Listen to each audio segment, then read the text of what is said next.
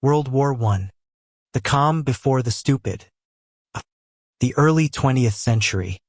A time when trousers were high, hats were tall, and everyone thought war was going to be some kind of jolly holiday with bayonets. Welcome, dear insomniac scholar, to a story of global disaster so profound it started because a man took a wrong turn in a car.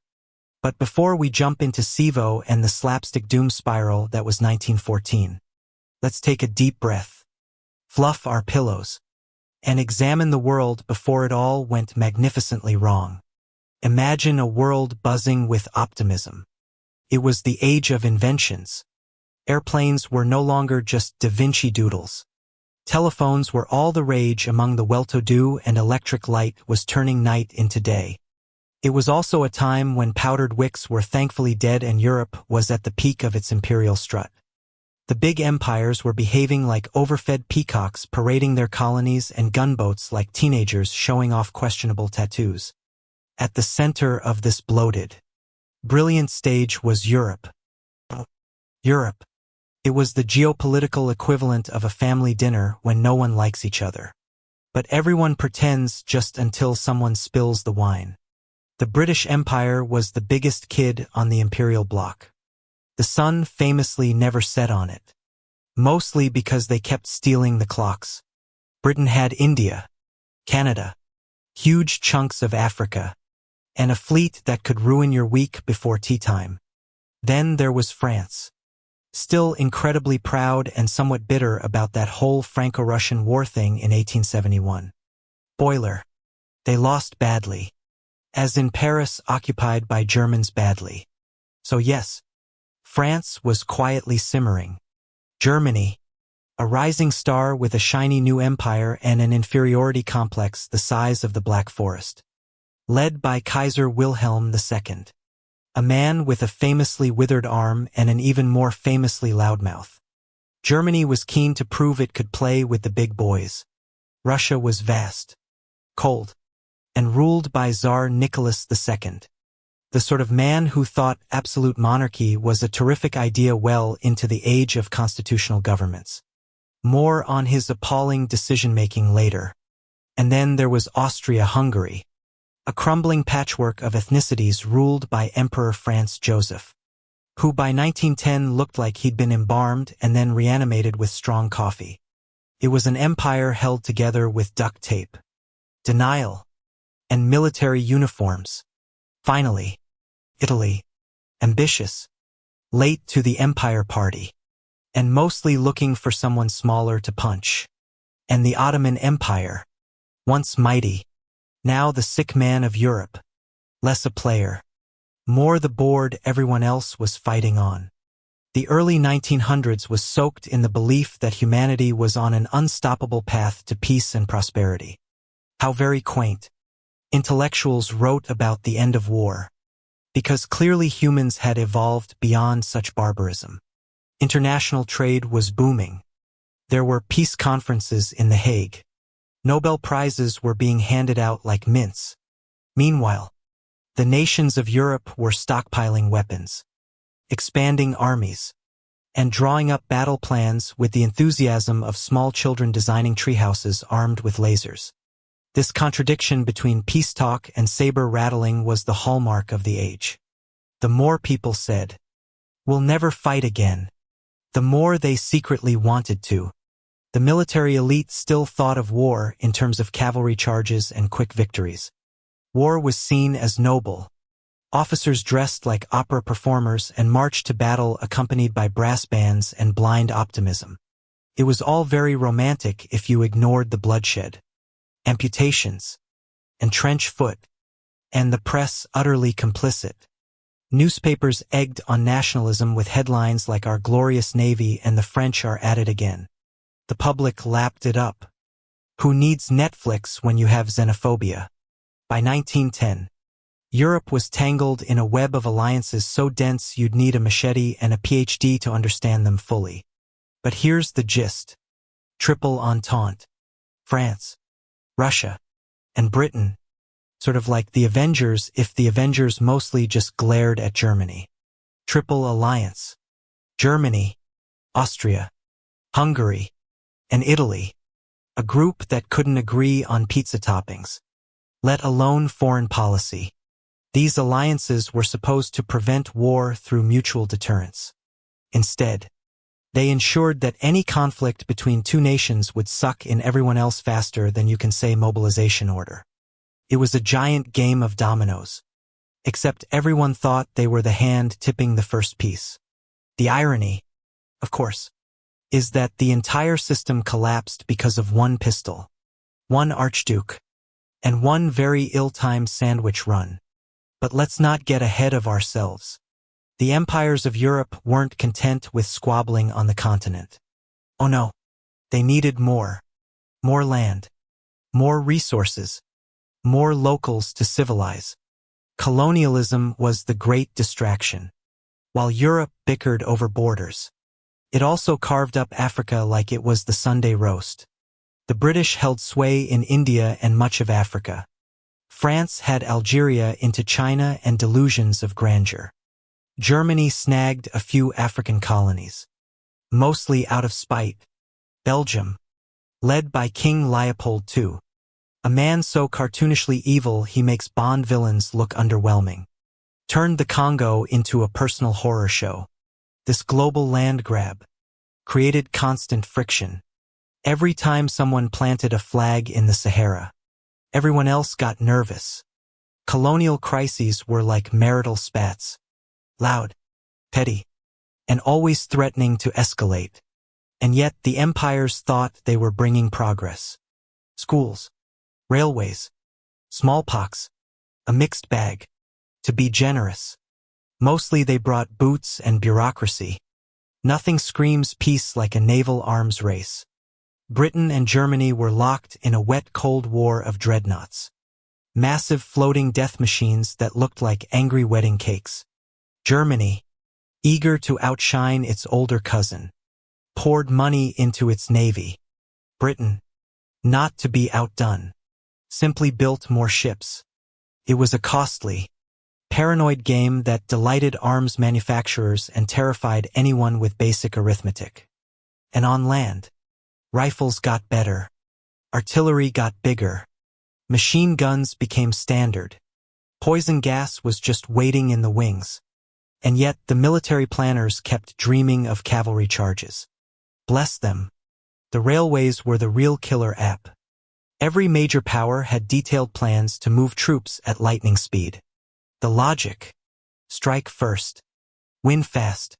In reality, it meant that once the trains started rolling, no one could stop them. Literally, Europe was drunk on nationalism. Every nation thought it was the best, the brightest, the bravest. Textbooks taught children that foreigners were suspicious, if not outright villains. It was like living in a continent-wide football derby. In the Balkans, nationalism was practically an Olympic sport. Serbs, Croats, Bosnians, Bulgarians, Greeks, all wanted independence, revenge, or both. The Ottoman Empire's retreat from the region left a power vacuum filled with ethnic tension. Armed militias and ludicrous mustaches. Austria-Hungary, ever the meddler, kept poking the Balkan hornet's nest. Russia, self-appointed big brother of the Slavs, felt obliged to poke back. It was a regional mess with global implications. So to sum up, Europe was a mess. A wealthy, well-dressed, technologically advanced mess with a bad attitude. Empires were bloated. Alliances were fragile. And the people in charge were mostly aristocrats with elaborate facial hair and no sense of consequences. Everyone was armed to the teeth. Everyone thought they'd win. Everyone was wrong. And into this hotbed of arrogance and instability walked a young man named Gabrielo Princip, a revolver in his pocket and a stomach full of regret. But that, dear dreamer, is a tale for the next chapter. For now, rest well knowing that had anyone in 1910 been slightly less self-important, we might all be speaking Esperanto and drinking tea with the Ottomans. Europe on edge. The pre-war pressure cooker. We admired the absurdly confident state of the world before 1914.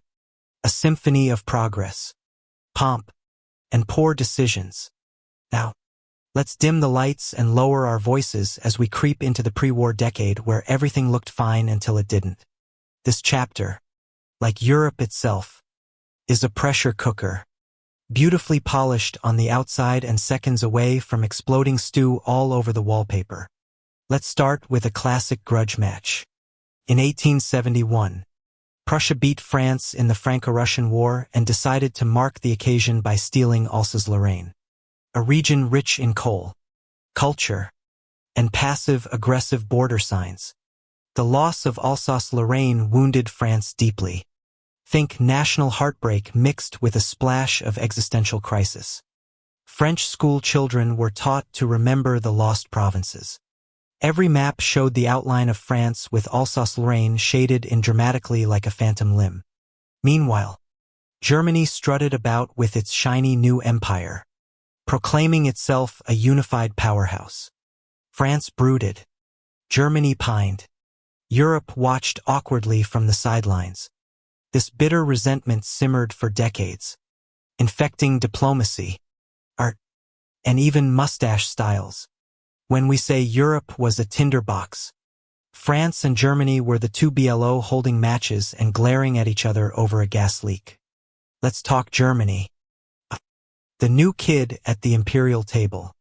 Germany, unified in 1871, had arrived late to the Empire Party and was determined to make up for lost time.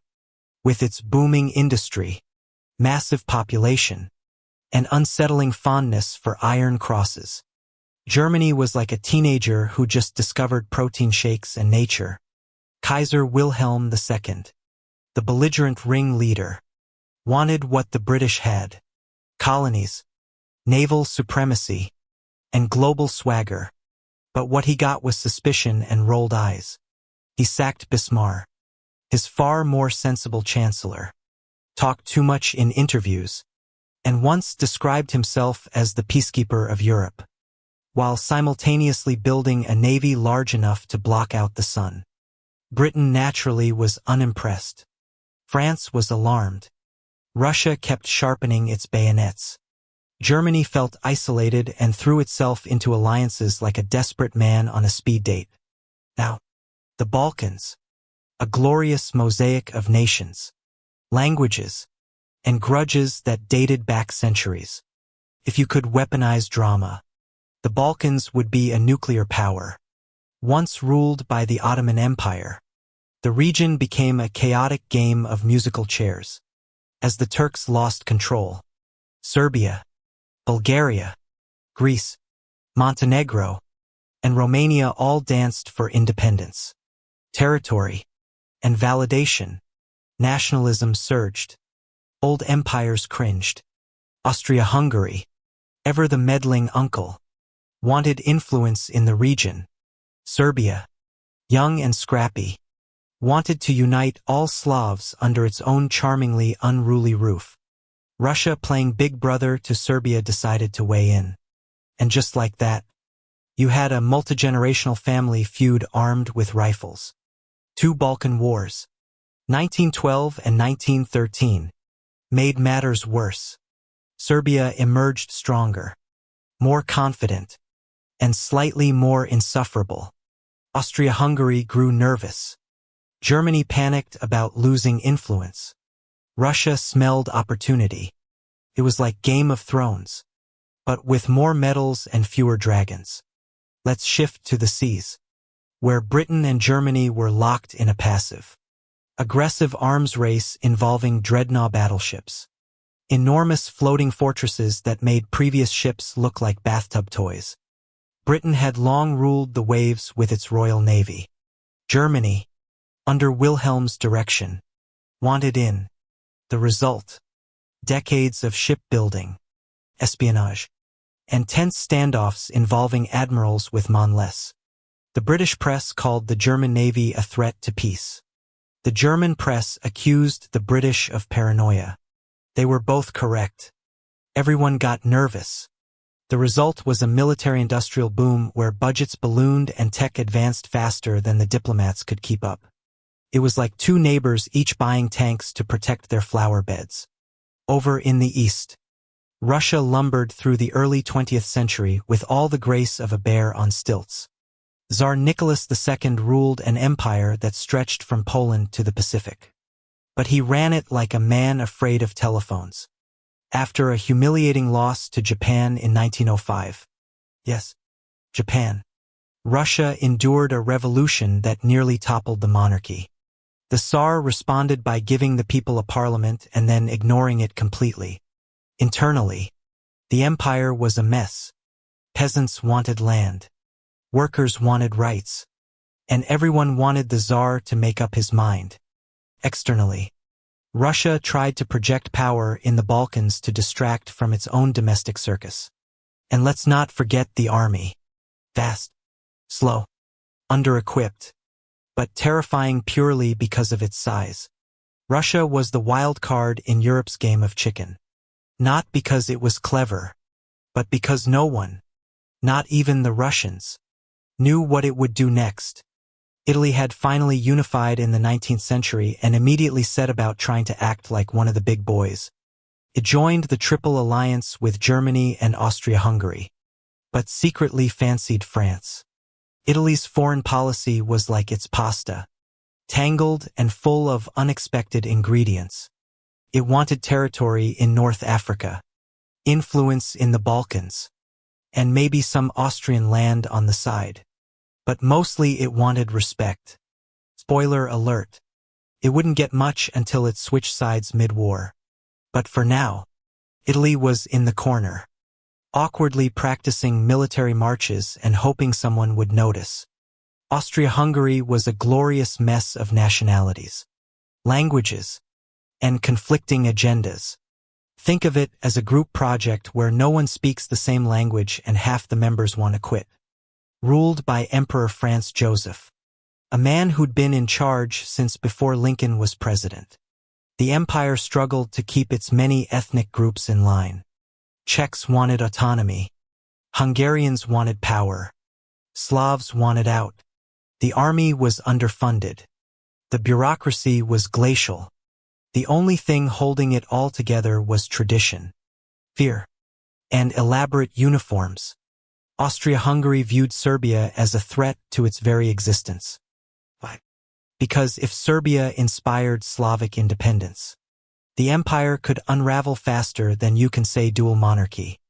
This paranoia would prove, shall we say, unhelpful. Diplomacy in the pre-war years was theatrical. Ambassadors smoked cigars, wrote verbose letters, and hosted lavish balls while pretending not to hate each other. There were conferences, treaties, backdoor deals. Everyone said they wanted peace, but made sure to prepare for war just in case. Secret military plans were drawn up, locked in safes, and only shown to people with mustaches and manles. And yet no one actually wanted a big war. Not really. Most leaders imagined a small contained conflict. If anything, like a bar fight, but with cavalry. Unfortunately, the diplomatic system was built like a house of cards balanced on a mousetrap. One sudden movement, say the assassination of a relatively minor archduke, and the whole thing would collapse faster than a peace conference in a pub. If you'd asked the average citizen of Europe in 1913 where the war was coming, most would have said, no, but maybe a quick scrap wouldn't hurt.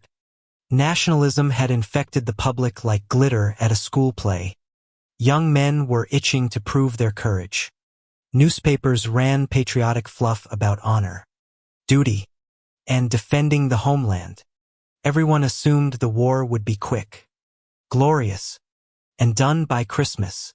No one imagined 4 years of mud, mechanized slaughter, and existential trauma. Because why would you? That would be realistic. So, here we are. Dear dreamer. Europe in 1914. Full of alliances armed to the teeth. Riddled with grudges. And marching ever closer to the cliff edge. No one quite knew what was coming, but everyone had a bad feeling. The smart ones kept their passports updated. The foolish ones polished their buttons. And somewhere in the Balkans, a teenager named Gavrilo Princip was about to become a household name. The Balkans, assassins, and a sandwich. Sarajevo 1914. We've set the stage, introduced the suspects, and examined the weapon cupboard. Now it's time for the bit everyone thinks they know. The assassination of Archduke Franz Ferdinand. A tale involving teenage anarchists, terrible planning, and one of the most unfortunate lunch decisions in history. Buckle up, or rather fluff your pillow, because this chapter is where the Great War begins with a royal visit and a misturn. Let's start with the setting. The Balkans in the early 20th century were a swirling cauldron of nationalism, resentment, and overcompensating mustaches. The Ottoman Empire had been booted out of most of the region, leaving a vacuum filled by newly independent nations like Serbia, Bulgaria, Montenegro, and Greece. Serbia, in particular, had big dreams. It saw itself as the core of a future Pan-Slavic empire, a sort of Balkan Big Brother, complete with Slavic unity and probably very loud folk music. This ambition did not sit well with Austria-Hungary, which happened to have a lot of Slavs living in its borders, many of whom had started whispering things like, "Wouldn't it be nice to join Serbia?" Austria-Hungary, being a structurally wobbly empire with the political reflexes of a drunk giraffe, was both paranoid and aggressive in response. The two countries were like flatmates who hated each other but couldn't afford to move out. Enter Archduke Franz Ferdinand, heir to the Austro-Hungarian throne, devoted husband, terrible at PR. France wasn't exactly beloved. He had strong opinions, permanent scowl, and a habit of disagreeing with his own government. But he also had reformist ideas, including giving more autonomy to Slavs within the empire. Ironically, this made him more of a threat to Serbian nationalists. If the Slavs in Austria-Hungary got rights, they might not want to break away and join Serbia. His wife Sophie was considered beneath his station. The court hated her, which is why when they finally let her join him on a formal occasion, he decided to take her to Sarajevo. Yes, nothing says romance like a city filled with people who want you dead. In Serbia, a group called the Black Hand had emerged. This was a secret society of Serbian nationalists who believed in the power of assassinations to solve geopolitical problems. Think of them as the worst improv group in history. One of their offshoots, Mata Bosna. Young Bosnia was full of young idealists who romanticized death and believed martyrdom was a solid career move. Among them was a pale, tubercular 19-year-old named Gavrilo Princip. His resume included being angry, coughing a lot, and having no backup plan. The plan: assassinate Franz Ferdinand during his visit to Savo. The reason: nationalism, glory, and vibes. June 28th was already a loaded date. It was the anniversary of the Battle of Kosovo 1389, a major event in Serbian history. Also, Franz Ferdinand being in Savo that day was basically Austria-Hungary rubbing its imperial nose in Serbian memory. As the royal motorcade made its way through the city, 6 assassins lined the route. Each had bombs, pistols, and the combined tactical finesse of a damp sponge. The first few couldn't bring themselves to act. One dropped his weapon. Another forgot which pocket his bomb was in. Then came Nedeljko Kabinović. He hurled a bomb at the Archduke's car only for it to bounce off the folded-down convertible roof and explode under the next car. France was unharmed. Kabinović tried to kill himself with cyanide. It didn't work. Then jumped into a river which was ankle-deep. He was promptly arrested.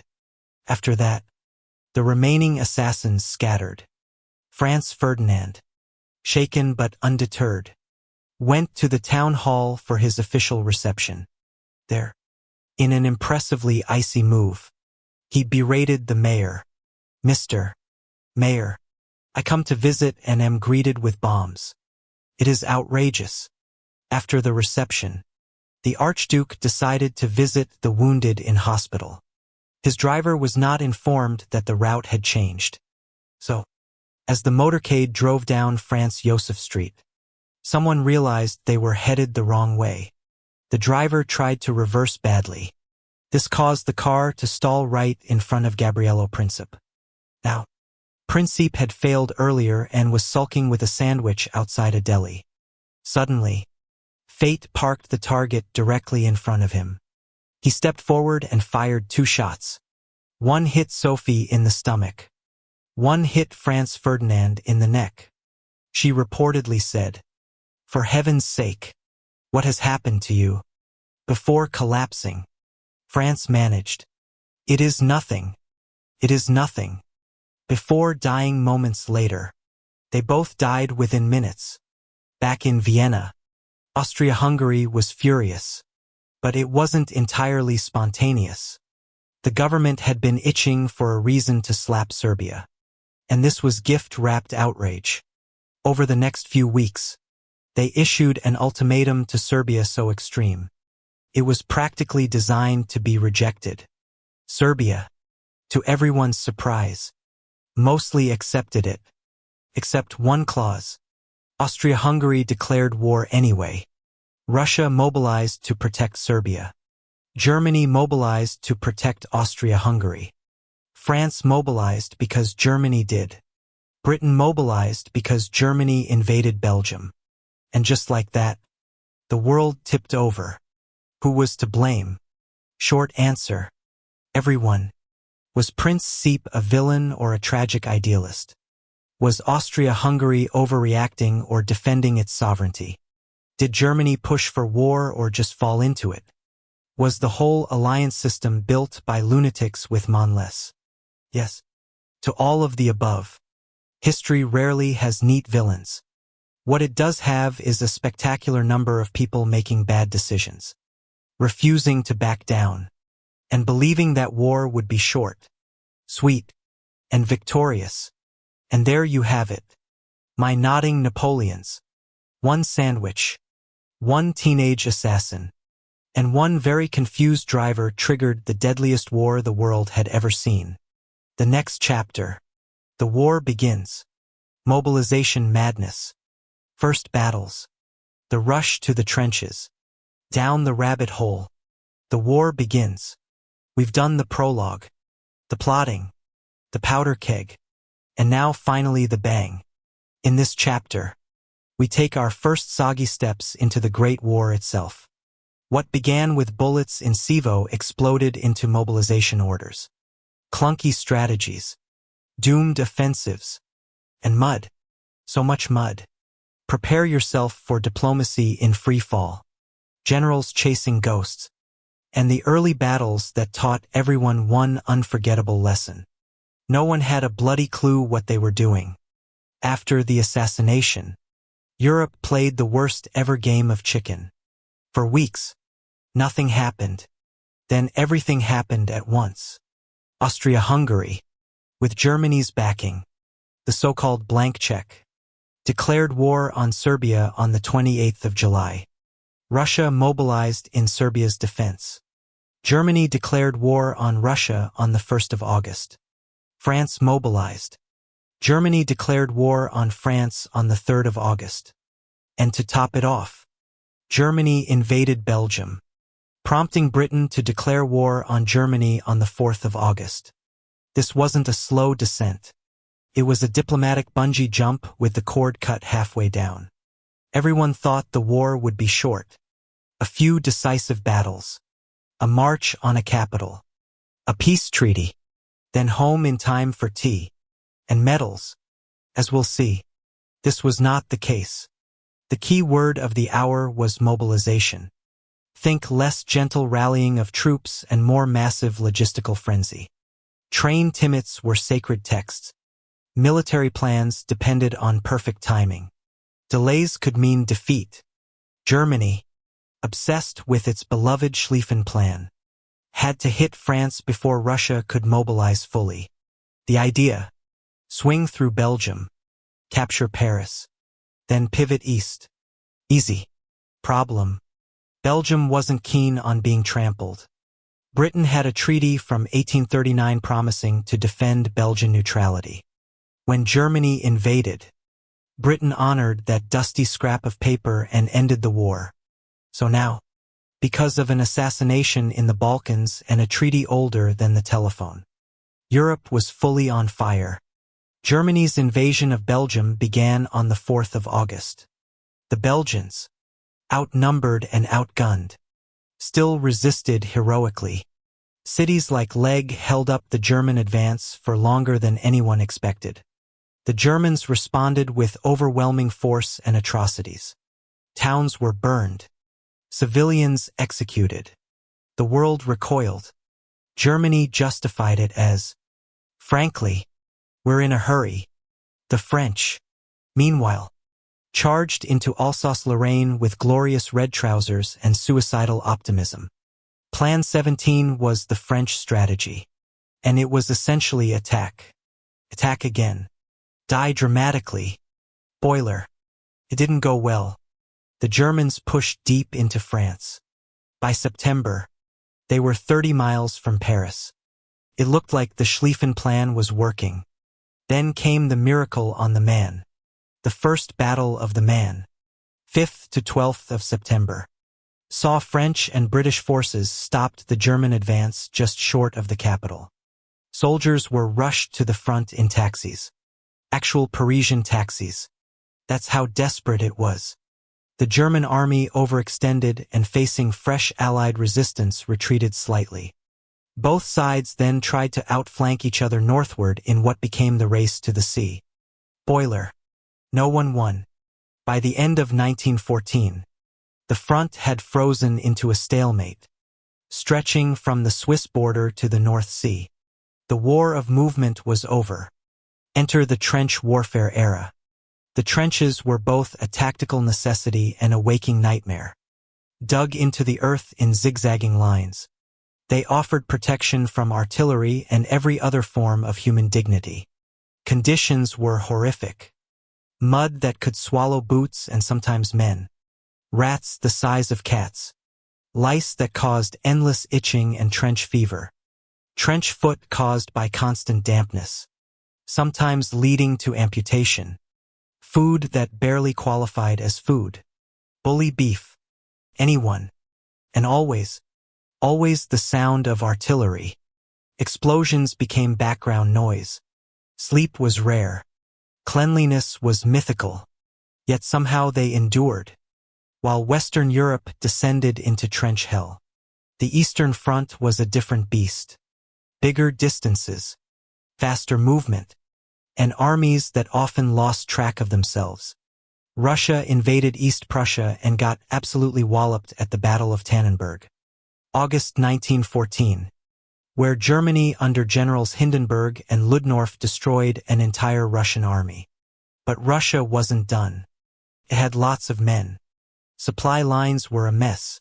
Leadership was shaky, but they kept pushing. Austria-Hungary, meanwhile, proved astonishingly incompetent. Their invasions of Serbia and Galicia, eastern Poland, were disasters. Serbian forces repeatedly humiliated them and the Russians battered their Galician armies. By Christmas, Austria-Hungary was bleeding and dependent on German support. Not a great look for a great power. The war wasn't just in Europe. The empires took it global. Britain and France seized German colonies in Africa and the Pacific. Japan joined the Allies mainly to snatch German holdings in China. In Africa, colonial troops were deployed and brutal campaigns erupted across modern-day Cameroon, Namibia, and East Africa.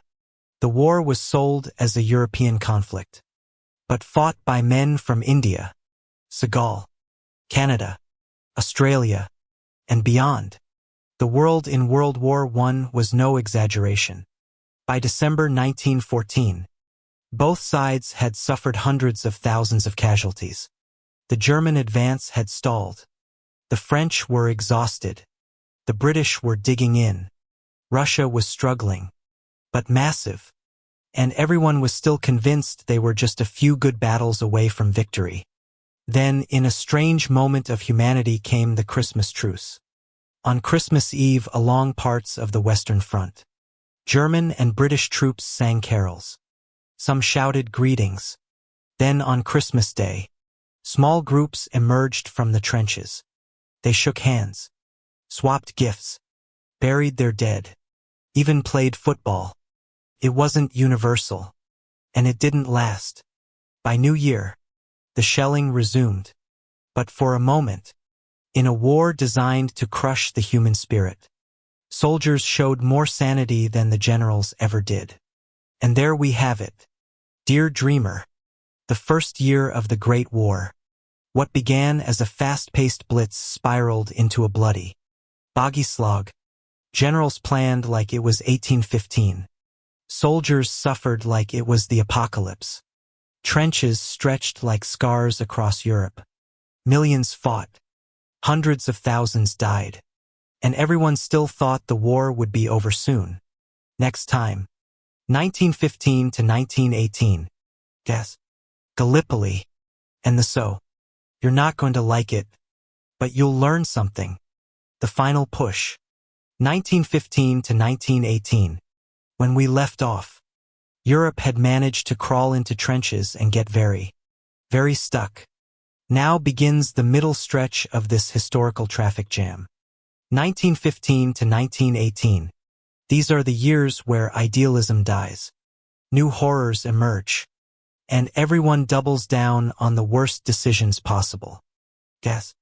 Gallipoli. Verdun. The So revolutions and reinforcements from across the Atlantic.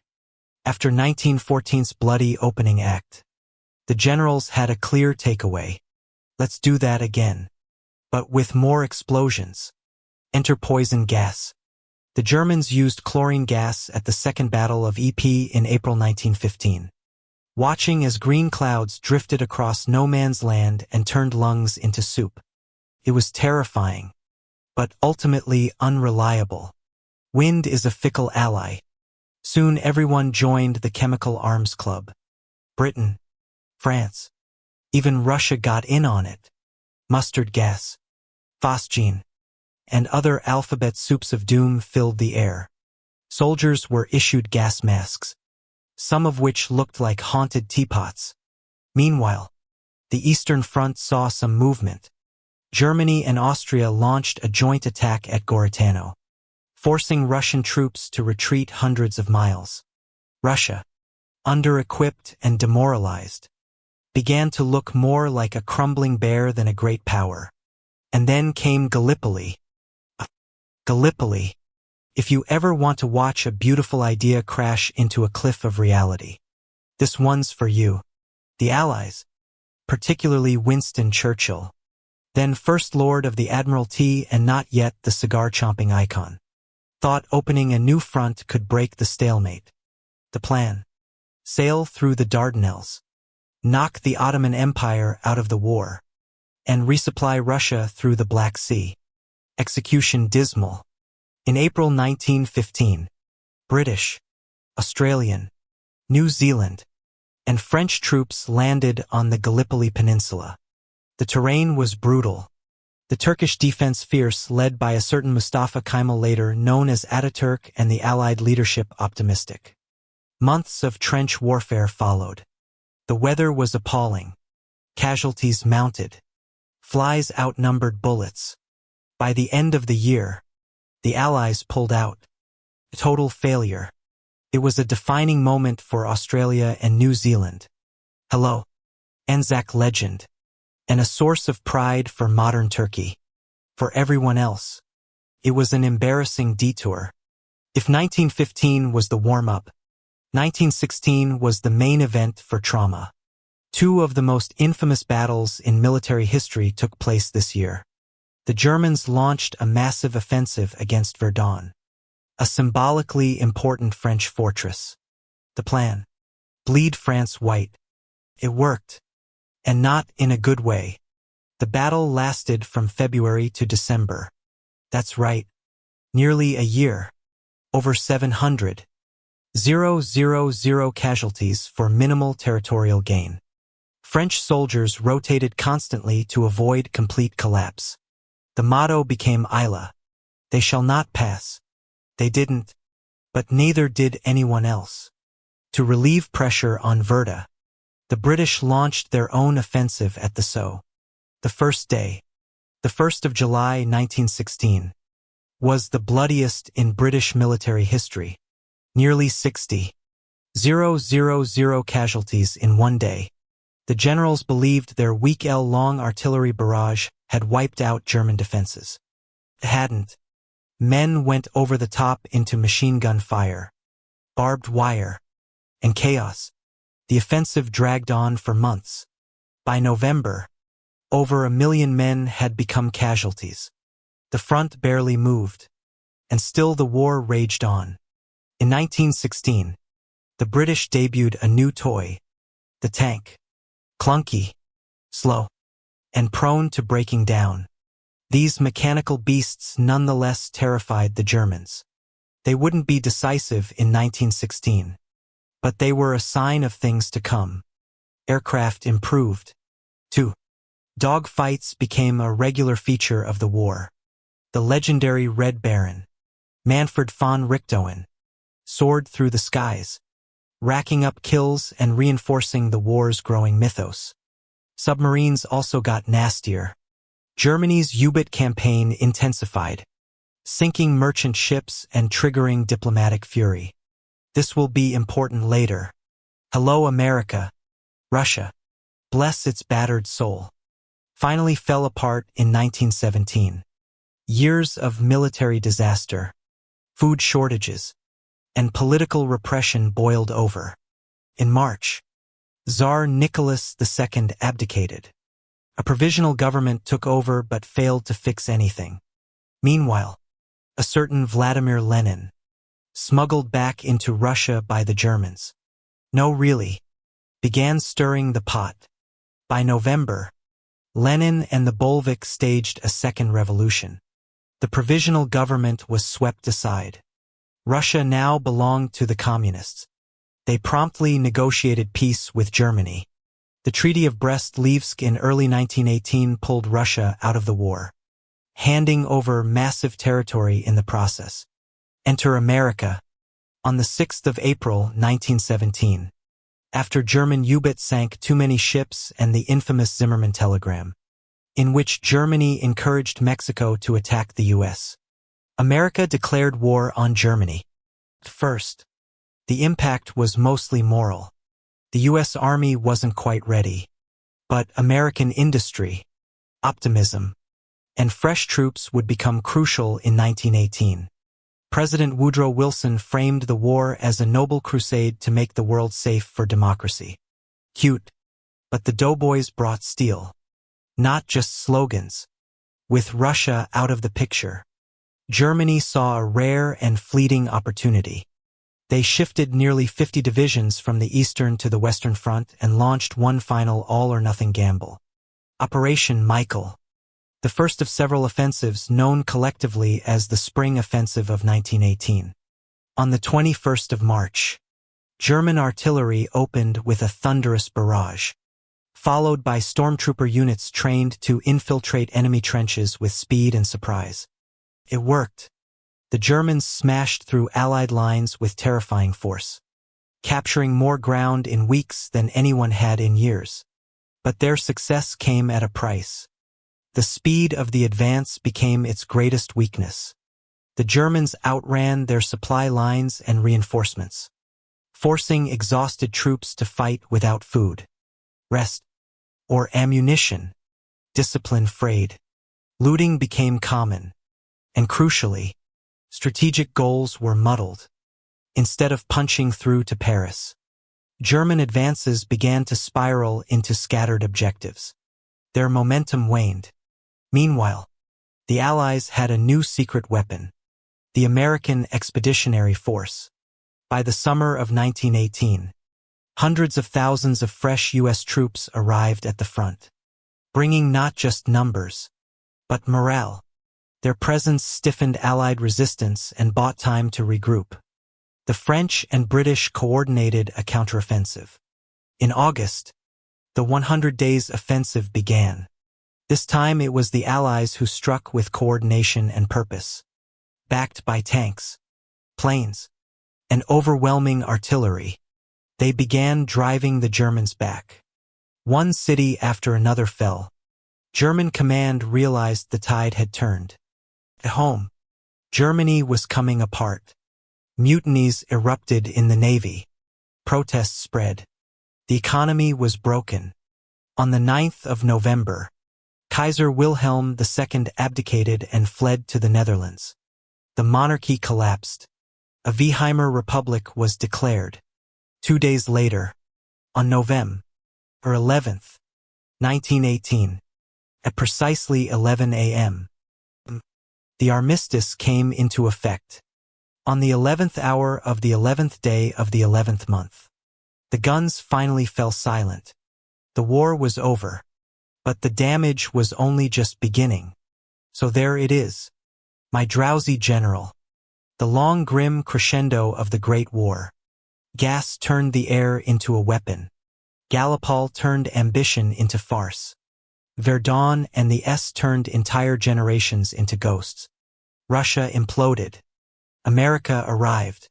And Germany, after years of blood and iron, collapsed into revolution. But just because the guns stopped doesn't mean the story's over. Next time, the end. Treaties, trials, and a peace that set the stage for another war. The end. Armistice and what followed. The guns have gone quiet. The mud is starting to dry. And the generals are blinking in disbelief. It's November 1918, and after 4 years of industrialized misery, World War I is finally over. Sort of. Because, as we'll see in this chapter, ending a world war is like ending a toxic relationship. Just because someone stops shouting doesn't mean the damage is done. So settle in as we navigate armistices, abdications, awkward treaties, and the diplomatic equivalent of sweeping landmines under the rug. The war didn't end with a dramatic victory march into Berlin. It ended with Germany falling apart from the inside. After the failed spring offensive and the punishing 100 Days Offensive, German morale collapsed. Soldiers mutinied. Civilians rioted. The navy refused to sail. Revolution was in the air. And not the good kind with baguettes and declarations of liberty. More the desperate everything is on fire variety. On the 9th of November 1918, Kaiser Wilhelm II fled to the Netherlands. The German monarchy evaporated overnight. A new Weimar Republic was declared. 2 days later, at 11 a.m., on the 11th of November, the guns finally fell silent. The armistice was signed in a railway carriage in the forest of Compiègne. Not a battlefield. Not a palace. A train in the woods. Fittingly weird. People danced in the streets. Bells rang. Soldiers stared in disbelief. Everyone wondered what would come next. Let's take a moment to tally the damage. 9 million soldiers dead. 21 million wounded. Countless civilians dead from famine, shelling, or disease. Empires collapsed. Economies shattered. The Ottoman Empire gone. Carved up and divided like an imperial buffet. Austria. Hungary.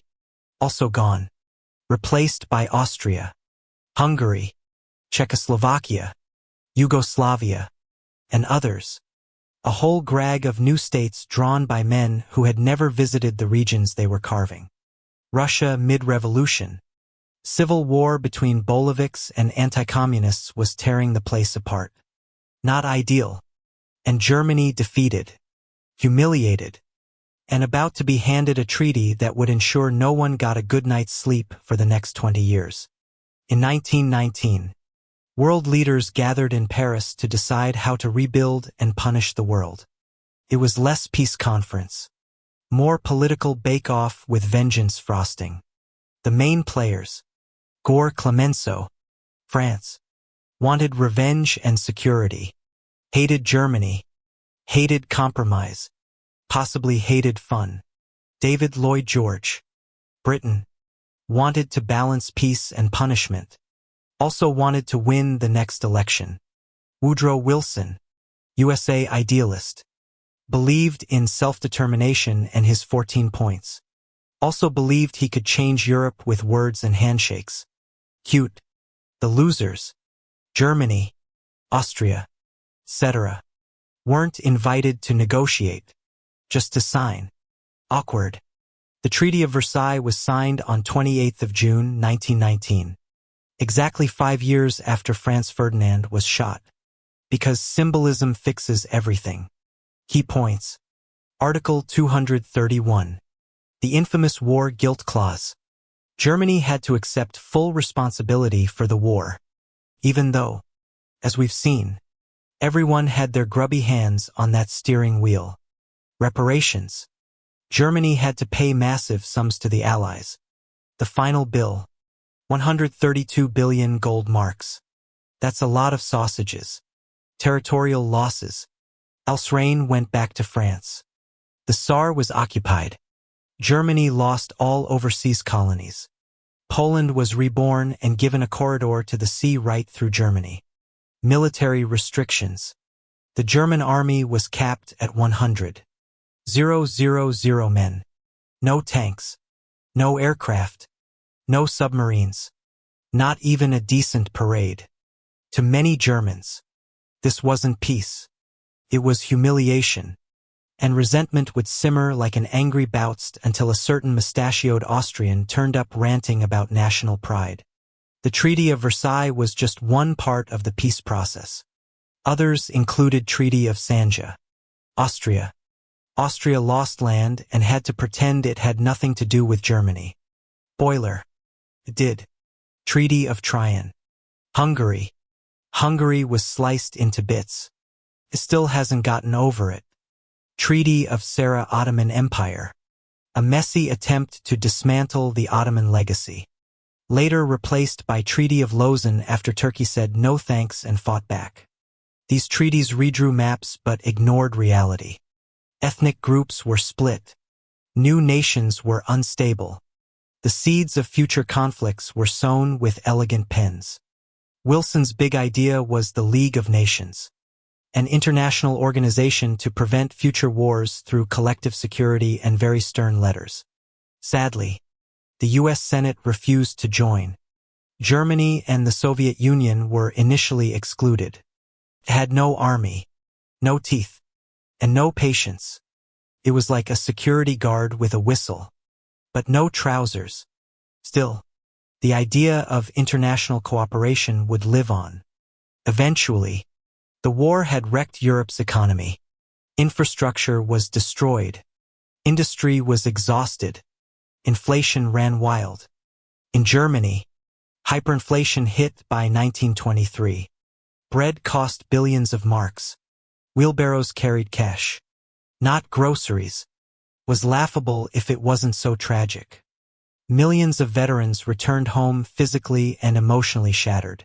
Shell shock, now known as PTSD, haunted a generation.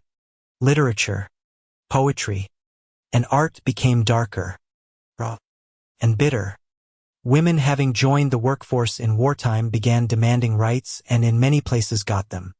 Social structures were shifting if slowly and looming in the distance. Instability, extremism, and the faint sound of jackboots. So here we are. Dear dreamer, the war ended, but the peace was problematic. Empires died. Maps changed. Millions mourned and the seeds for the next global catastrophe were quietly planted beneath the diplomatic wallpaper. Next, the aftermath in full. Economics, psychology, politics, and the legacy of a war that was supposed to end all wars, but instead taught us how to build better ones. The aftermath, peace treaties, economic effects, and the world left behind. The fighting's over. The ink on the treaties is barely dry, and Europe is lying on the floor, clutching its head, and wondering what on earth just happened. This chapter is all about the mess left behind. The patched-up maps, the broken economies, the emotional hangover, and the attempts to make sense of a world that had fundamentally changed. Technically, World War I ended with peace, but in reality, it ended with confusion, bitterness, and a checklist of new problems. The peace treaties didn't bring closure. They brought resentment, paperwork, and border redraws that made absolutely no geographic or ethnic sense. The victorious powers carved up the world as if it were a cake at a toddler's birthday party. Lines were drawn on maps by people who'd never visited the places they were divvying up. And the result? A new generation of territorial disputes, minorities in the wrong countries, and future civil wars simmering under the surface. Let's talk about Germany, because if you're wondering how we ended up with Hitler, it starts here. The Treaty of Versailles painted Germany as the sole villain of the war. The war guilt clause rubbed salt into national pride. The reparations demanded were massive and felt punitive rather than restorative. Worse still, Germany had to disarm, give up territories, and hand over colonies. For the German public, this was a peace they hadn't seen coming. Most had believed they were still winning until the very end. What followed was a perfect storm.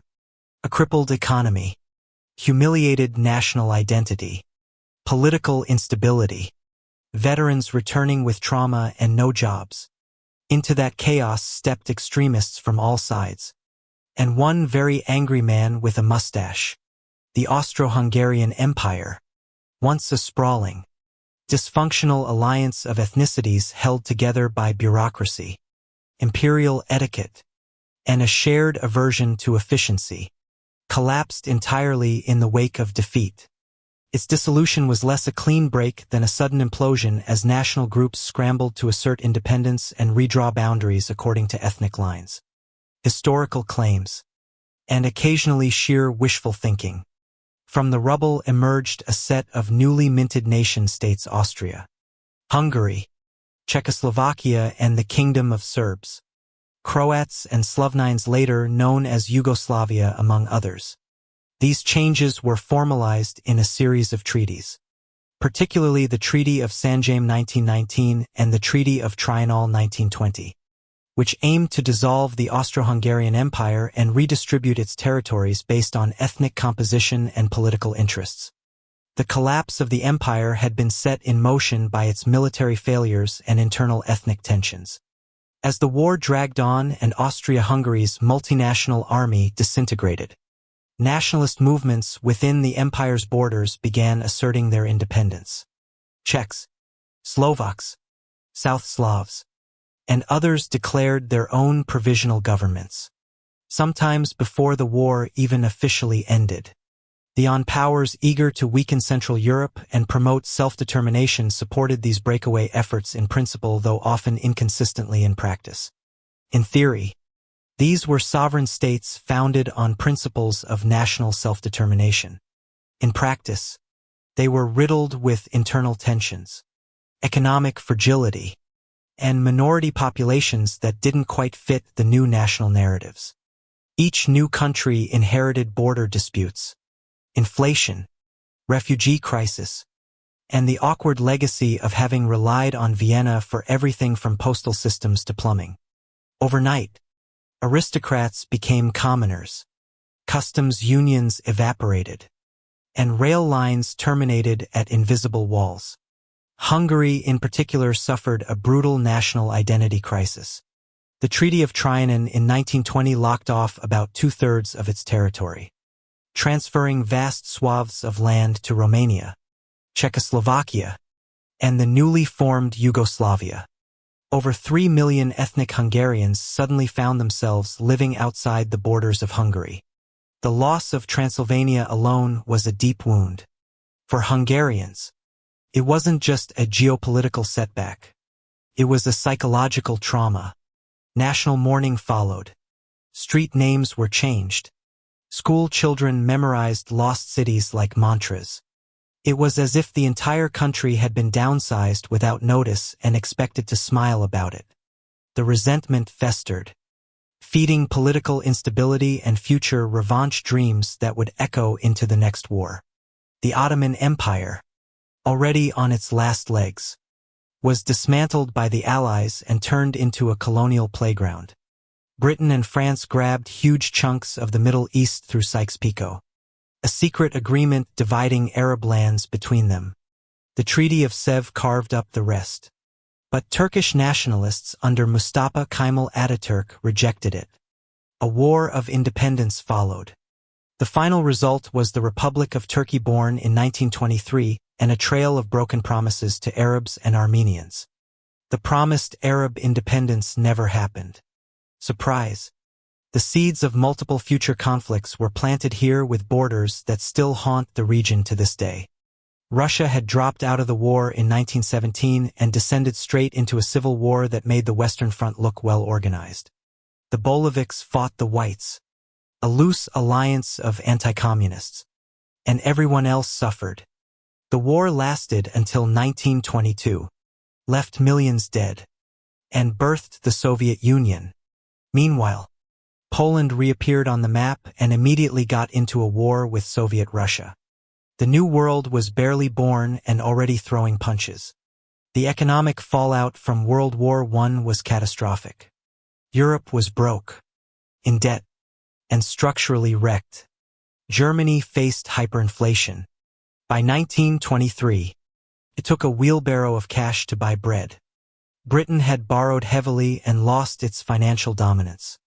France had entire regions destroyed and demanded reparations to rebuild. The U.S., having lent money to nearly everyone, emerged financially strong and slightly smug. The gold standard collapsed. The old economic systems were upended. New global powers began to rise, especially America and Japan, while the old European empires wobbled. And in the background, disillusionment. People had bled and died for what? Expensive treaties, food shortages, and queues at the unemployment office.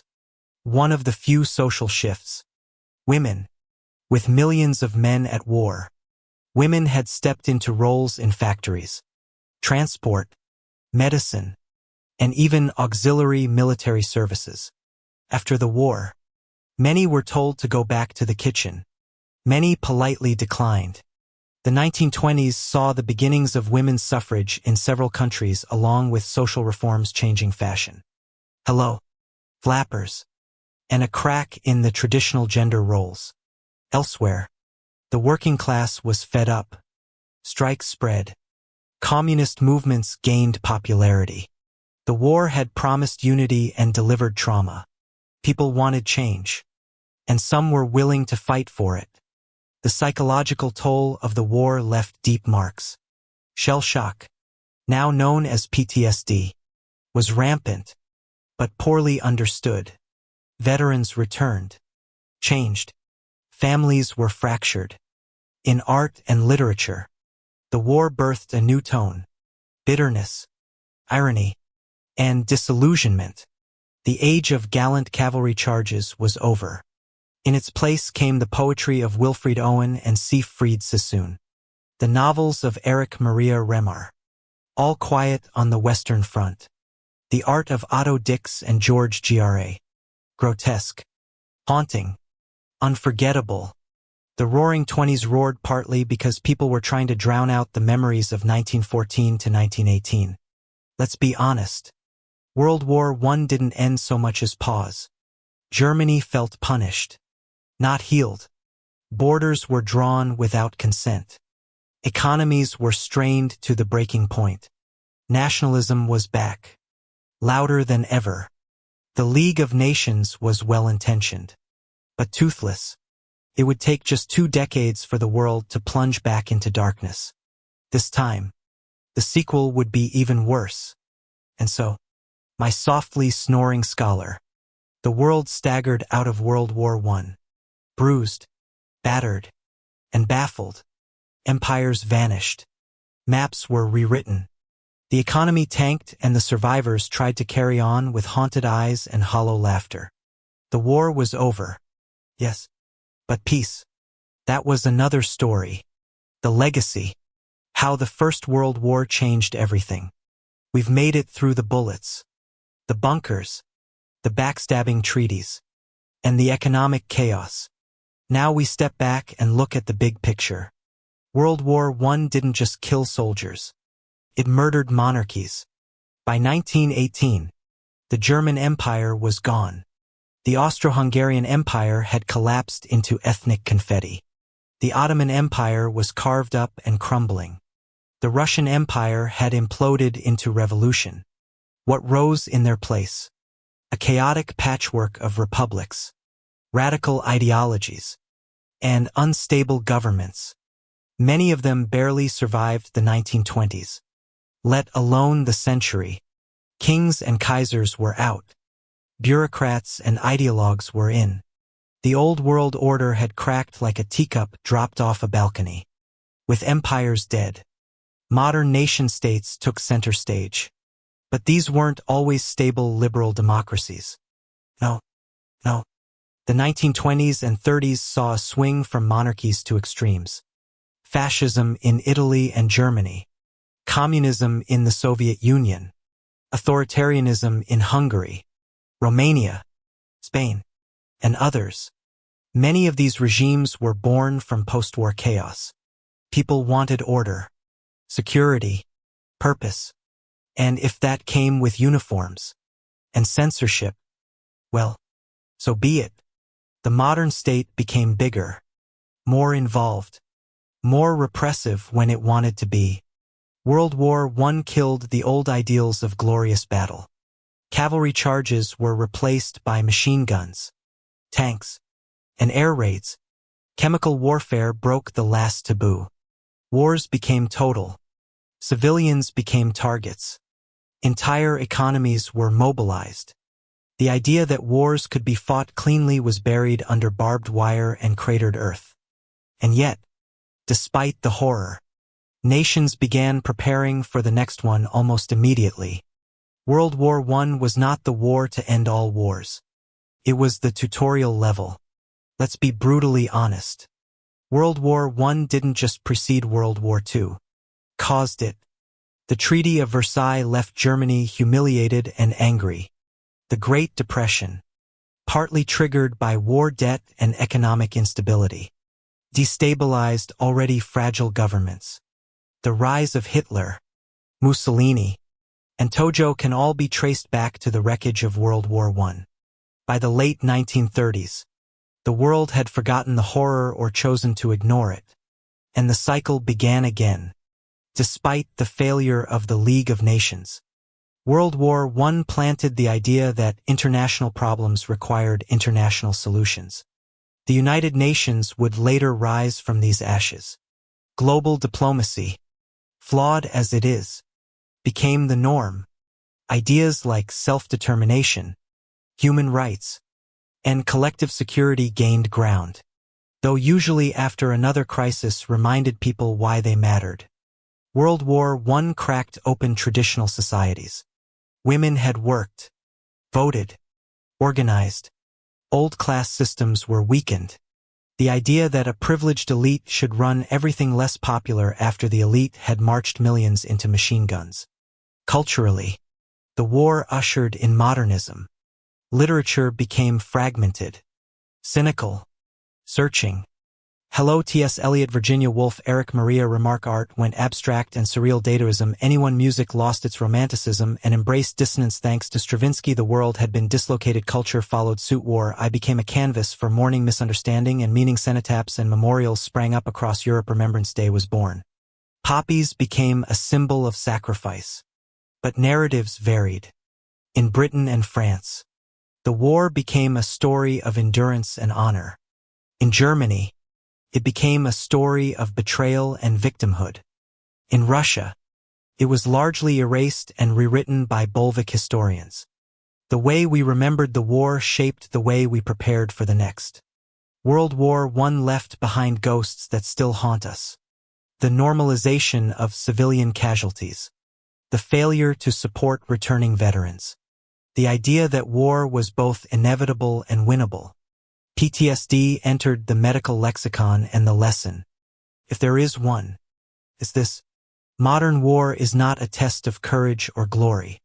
It is a machine, and once it starts, it chews up everyone. Every time you look at a modern passport, vote in a democracy, or question authority, you are engaging with the legacy of World War I. The war reshaped politics, culture, geography, psychology. It changed how we write, how we remember, how we fight, and how we mourn. And it taught us how that peace, once shattered, is devilishly hard to rebuild. So here we are, my darling dreamer. Countless disasters and one colossal war that changed everything. World War I was the end of an age and the beginning of the modern world. Its ghosts still whisper in our headlines. Its maps still shape our arguments. And its stories still echo in our lullabies. Sleep well tonight. You've earned it. Now, my dear dreamer, let's peek into the pressure cooker and meet our key players properly. In this part, we'll meet the most influential people and try to understand what the heck went wrong with them. Archduke Franz Ferdinand. The bullet that broke the world. A name that echoes through every high school history class like a dry sneeze from the past. The man whose murder launched a world war. The man remembered less for who he was and more for what happened to him. And let's be honest, he's the most famous corpse of 1914. But who was the man before he became the smoking gun that detonated Europe? To start, Franz Ferdinand was born into a royal family so tangled and tradition-choked. It's a miracle anyone found a seat at the dinner table. Born on December 18th, 1863 in Graz, Austria. Because why not have your destiny begin in a city that sounds like someone clearing their throat? He was the eldest son of Archduke Karl Ludwig, the emperor's brother, which made him nobody terribly important. Yet, Franz Ferdinand was not groomed to rule. That job belonged to his cousin, Crown Prince Rudolf, the dashing, intelligent, liberal reformer, who, in a plot twist worthy of a Netflix miniseries, shot himself and his teenage mistress in a hunting lodge at Meiling in 1889. Goodbye, heir. Hello, scandal. This tragic bit of dynastic drama meant the line of succession suddenly skipped over to Franz Ferdinand's father. But Daddy Karl Ludwig, clearly not thrilled by the prospect of running a collapsing empire, died conveniently in 1896, leaving France in pole position for the Habsburg throne. Sometimes history is just about outliving the competition. And so it was. Franz Ferdinand, a man known for his bad temper, a charm, and surprisingly progressive leanings, was now heir presumptive to the most rickety monarchy in Europe. Let's talk about his personality, shall we? France was as subtle as a brass marching band. He was stiff, stubborn, frequently sarcastic, and no one would ever accuse him of being the life of the imperial ballroom. He was famous for snapping at staff, dressing down generals, and once accusing a visiting dignitary of smelling like cabbage. A man of the people he was not. But here's the plot twist. Beneath his crusty exterior beat the heart of a surprisingly modern thinker. He believed the empire needed reform. Not just some fresh paint and a rewritten constitution, but deep structural change. He knew the empire was fraying along its ethnic seams. The Slavs were restless. The Hungarians were power-drunk, and the Austrians themselves were becoming more caricature than community. France believed the future of the empire lay in transforming it from a top-heavy German-Hungarian beast into a multi-ethnic federation. A United States of Austria, if you will. Sounds sensible, doesn't it? Not to the Hungarian nobility, who regarded the idea with the same enthusiasm they'd show a peasant uprising. Reform threatened their perks. So they quietly hoped France would choke on a dumpling before ever reaching the throne. And now for the juicy bit. The romance. Franz Ferdinand, that cranky old-school aristocrat, had a soft spot. Her name was Sophie Czech. She wasn't from a royal family, which in the Habsburg court was like saying she was made of turnips. Sophie was intelligent, poised, and everything a noble wife should be, except born to the wrong kind of blue blood. The imperial court threw a fit. Marrying her meant violating centuries of dynastic snobbery. But Franz Ferdinand, to his credit, told them all to stuff it. He was marrying her or no one. The emperor finally relented on the humiliating condition that their children would never inherit the throne and Sophie would never be allowed to walk beside him in public. Charming. Still, they married in 1900 and had 3 children. Their marriage was by all accounts a rare case of genuine affection in the Habsburg brood. But Sophie was always forced to walk behind France at official events because apparently love was fine. Just not equal footing. As heir to the throne, France took his duties seriously. Perhaps too seriously. He became Inspector General of the Austro-Hungarian military. A job he approached like a man trying to reassemble a crumbling cathedral with duct tape.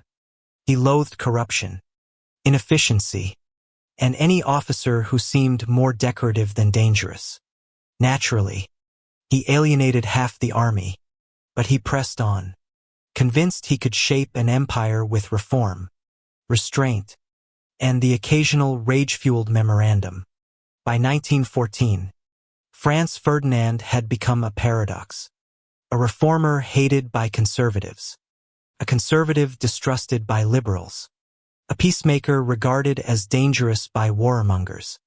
In many ways, he was the last man who might have held the empire together and the first to be targeted by those who wanted it torn apart. Which brings us to Sarajevo. Yes, Sarajevo, June 28, 1914. A sunny day. A city under imperial occupation. A visit that, even by the standards of Austro-Hungarian misjudgments, was cosmically ill-advised. The Serbs were furious over the empire's annexation of Bosnia. Nationalist groups like the charmingly named Black Hand were plotting. But the Archduke insisted on visiting anyway, partly to review troops, partly to show the flag, and partly, he claimed, to give his wife a taste of official ceremony she was usually denied. So, they set out in an open-top car through the city streets. It should have been a parade. It became a farce. A bomb was thrown at the motorcade and bounced off the folded-down roof, injuring a few passengers in another car. France and Sophie were unharmed. The Archduke, clearly irritated, delivered a barbed comment about how nice it was to be greeted with explosives. Most people would call it a day at that point. But France, fueled by a mixture of protocol, pride, and probably indigestion, insisted on continuing the visit. Later that morning, after a few rounds of speeches and hospital visits, the couple headed to the town hall. Then came the fateful wrong turn. The driver, perhaps unfamiliar with Sivo's twisted geography, or maybe just cursed, took a detour down a side street right into the path of Gabriela Princip. Now, Princip was no trained assassin. He was a teenager with a pistol and a burning desire for Serbian independence. He probably didn't expect to get a second shot. Literally. But there they were. France and Sophie stopped in front of a cafe. Their car stalled. The driver confused. 2 shots rang out. One hit Franz Ferdinand in the neck. One hit Sophie in the abdomen. According to legend, and it's hard to resist legend here, Franz's last words were, "Sophie, Sophie, don't die. Stay alive for our children." She died before him. He followed within minutes. Their deaths sent shock waves through the empire and Europe. In Vienna, Franz Joseph reportedly said, A higher power has restored the order. I could not. Which is a poetic way of saying I never liked him anyway. And from there the dominoes fell. Austria-Hungary blamed Serbia. Serbia stalled. Russia backed Serbia. Germany backed Austria. France backed Russia. Britain got dragged in. And suddenly a squabble over a dead archduke snowballed into the First World War. It's ironic, isn't it? Franz Ferdinand spent years trying to prevent war through reform. And his death became the spark for the bloodiest conflict the world had ever seen. What if he'd lived? That's the favorite question of wistful historians and fans of alternate history novels. Would he have restructured the empire, averted war, stuck it to the mega oligarchs, and given the Slavs a seat at the imperial table? Maybe. Or maybe the empire would have crumbled under the weight of its contradictions anyway. But there's one thing we can say for sure. Franz Ferdinand, despite his stiffness and sour demeanor, had a brain, a spine, and a surprisingly romantic soul.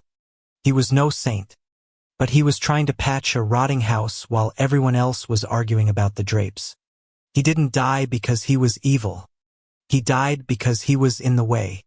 And thus ends the curious, complex life of the man who could have saved the Habsburg Empire. If only he'd taken a different route through Sivo. Gabriel Princip, the teenager who killed an empire. Now, prepare to meet the most accidentally effective assassin in modern history. Gavrilo Princip. That name might sound like a failed perfume line. But don't be fooled. This was the lad who, in less than 5 seconds on a sunny Sivo sidewalk, managed to fire 2 bullets that unraveled empires, triggered a world war, and rebranded assassination from shady CLO and dagger affair into global catastrophe. And the kicker, he was 19. 19. What were you doing at 19? Learning to boil pasta and ghosting your academic advisor. Gabriello was plotting the collapse of the Austro-Hungarian monarchy. Let's unpack this pint-sized powder cake. Shall we? Gavrilo Princip was born on July 25, 1894 in a dusty little village called Oblaj in Bosnia, then under Austro-Hungarian rule. The name Gavrilo comes from the Archangel Gabriel, which is about as ironic as naming your kid piece and watching him start World War I. His family, dirt poor, Orthodox Christian. His father was a postman with a low opinion of imperial bureaucracy and a higher opinion of goats. Life was bleak, to put it mildly. Gabriello was one of 9 kids, most of whom died in infancy. He survived scrawny and bookish with a chip on his shoulder the size of Mount Elkin. But here's the thing about empires. If you treat entire regions like second-class provinces, you eventually make revolutionaries out of their brightest youth. Prince Sip was bright. He had a hunger for learning and a burning resentment for being a subject, not a citizen. The Austro-Hungarian Empire called it civilizing the Balkans. Gavrilo called it foreign occupation. As a teenager, Gavrilo moved to Sarajevo for school. It was there that he marinated in Slavic nationalism. We're talking poetry, pamphlets, secret meetings in smoky cafes, the whole revolutionary starter pack. He later moved to Belgrade, Serbia, free of Austrian rule and absolutely bubbling with pan-Slavic fervor. There he fell in with like-minded radicals, other Bosnian Serbs who saw Austria-Hungary as an illegitimate occupier and believed it was their sacred duty to unite all South Slavs under a greater Serbia. Enter the Black Hand. No, not a Marvel villain squad. Though honestly they acted like it. The Black Hand was a shadowy Serbian nationalist group composed of military officers, conspirators, and guys who took their mustaches very seriously. Their goals: assassinate imperial figures, cause chaos, and achieve unification through violence. Casual Gabriello wanted in. He wasn't a trained killer. He was a wiry, tubercular student with more ideology than aim. But he had the one trait every good revolutionary needs: Utter burning irrational certainty. He was ready to die for the cause. The Black Hand said, "Cool. Have a gun." In 1914, news hit the Balkans like a bolt of lightning. Archduke Franz Ferdinand, the heir to the Austro-Hungarian throne, would be visiting Sarajevo on Vidovdan. No less. For those of you who skipped Balkan Mythology 101, Vidovdan is Serbian National Remembrance Day, commemorating the Battle of Kosovo in 1389. The optics terrible. Like the empire rubbing its boots on sacred ground for Gabriello and his conspirators. It was a cosmic sign. A plan was formed. The target, Franz Ferdinand. The goal, send a message that Austria wasn't welcome. 6 assassins were chosen. The plan simple. Each of them would station themselves along the motorcade route. If one failed, the next would try like the worst game of relay tag ever played. They were armed with pistols, grenades, cyanide pills, cheap and ineffective, and more teen angst than an entire season of Skins. Gabriello, barely recovered from a bout of tuberculosis, took his position with shaking hands and an empty stomach. And then came the fateful day, June 28, 1914, the most catastrophic comedy of errors in history. The assassination of Franz Ferdinand should have been a complete failure. Started badly, got worse, and ended in a cosmic accident that changed the world. First, the motorcade drove along the planned route. One of the assassins, Nedeljko Chabanovich, tossed a bomb at the Archduke's car. It bounced off the folded roof and exploded under the next vehicle. A few injuries, lots of confusion, but Franz and Sophie were fine. Chabanovich swallowed his cyanide pill. It didn't work. He jumped in the river. It was only waist deep. He was fished out and arrested. Gabriello, seeing the chaos, missed his moment and wandered off in despair to a local cafe to sulk and, according to legend, buy a sandwich. And here's where the universe gets cheeky.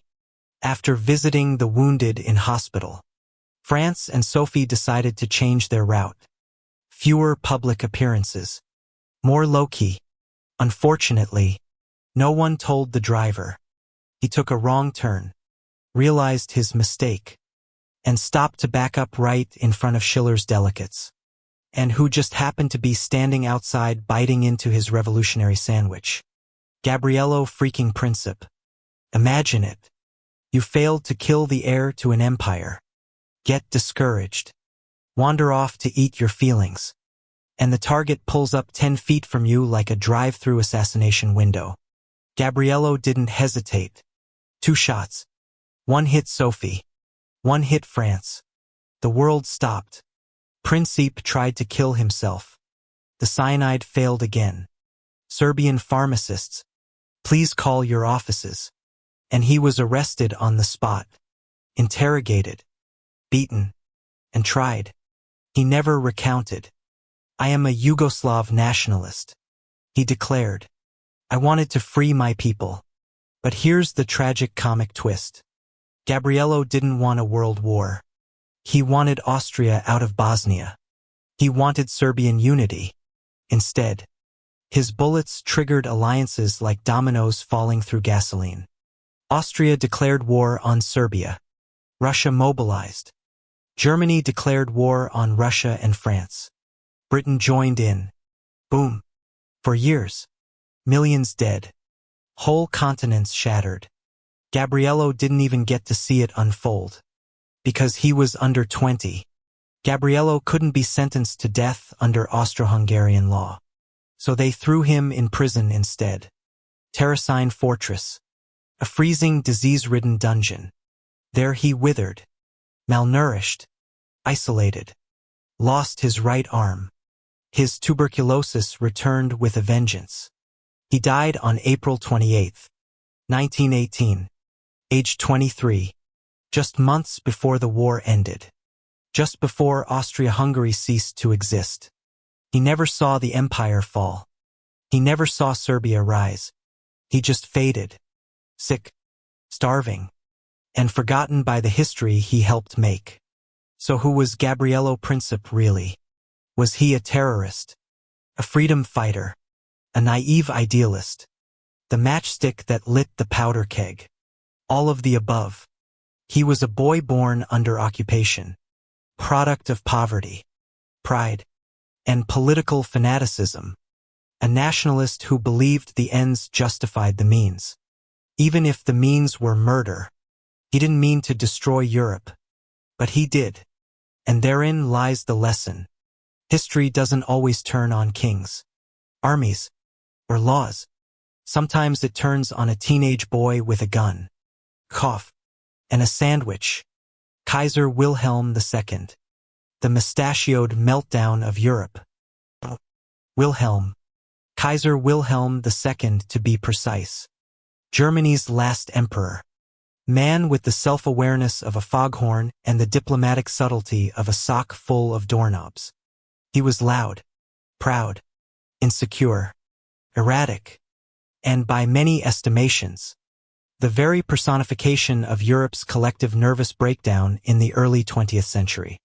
If Franz Joseph was a cautious grandfather figure, and Franz Ferdinand, the stiff reformist nephew, Wilhelm was the hyperactive cousin who brought fireworks to a funeral and then blamed the butler when the place burned down. But let's not rush to judgment. Let's peel back the medals, the Monles, and the military parades, and look at the man behind the mustache. Friedrich Wilhelm Victor Alba was born on January the 27th, 1859 in Berlin. That's right, born into the Prussian royal family. And from the moment he took his first squalling breath, he was destined to lead. Trouble is, fate had other ideas. His birth was a traumatic one. His left arm was badly damaged, permanently paralyzed. In an age obsessed with masculinity, military strength, and physical perfection, this was, to put it mildly, PR disaster. Naturally, the solution wasn't empathy or support.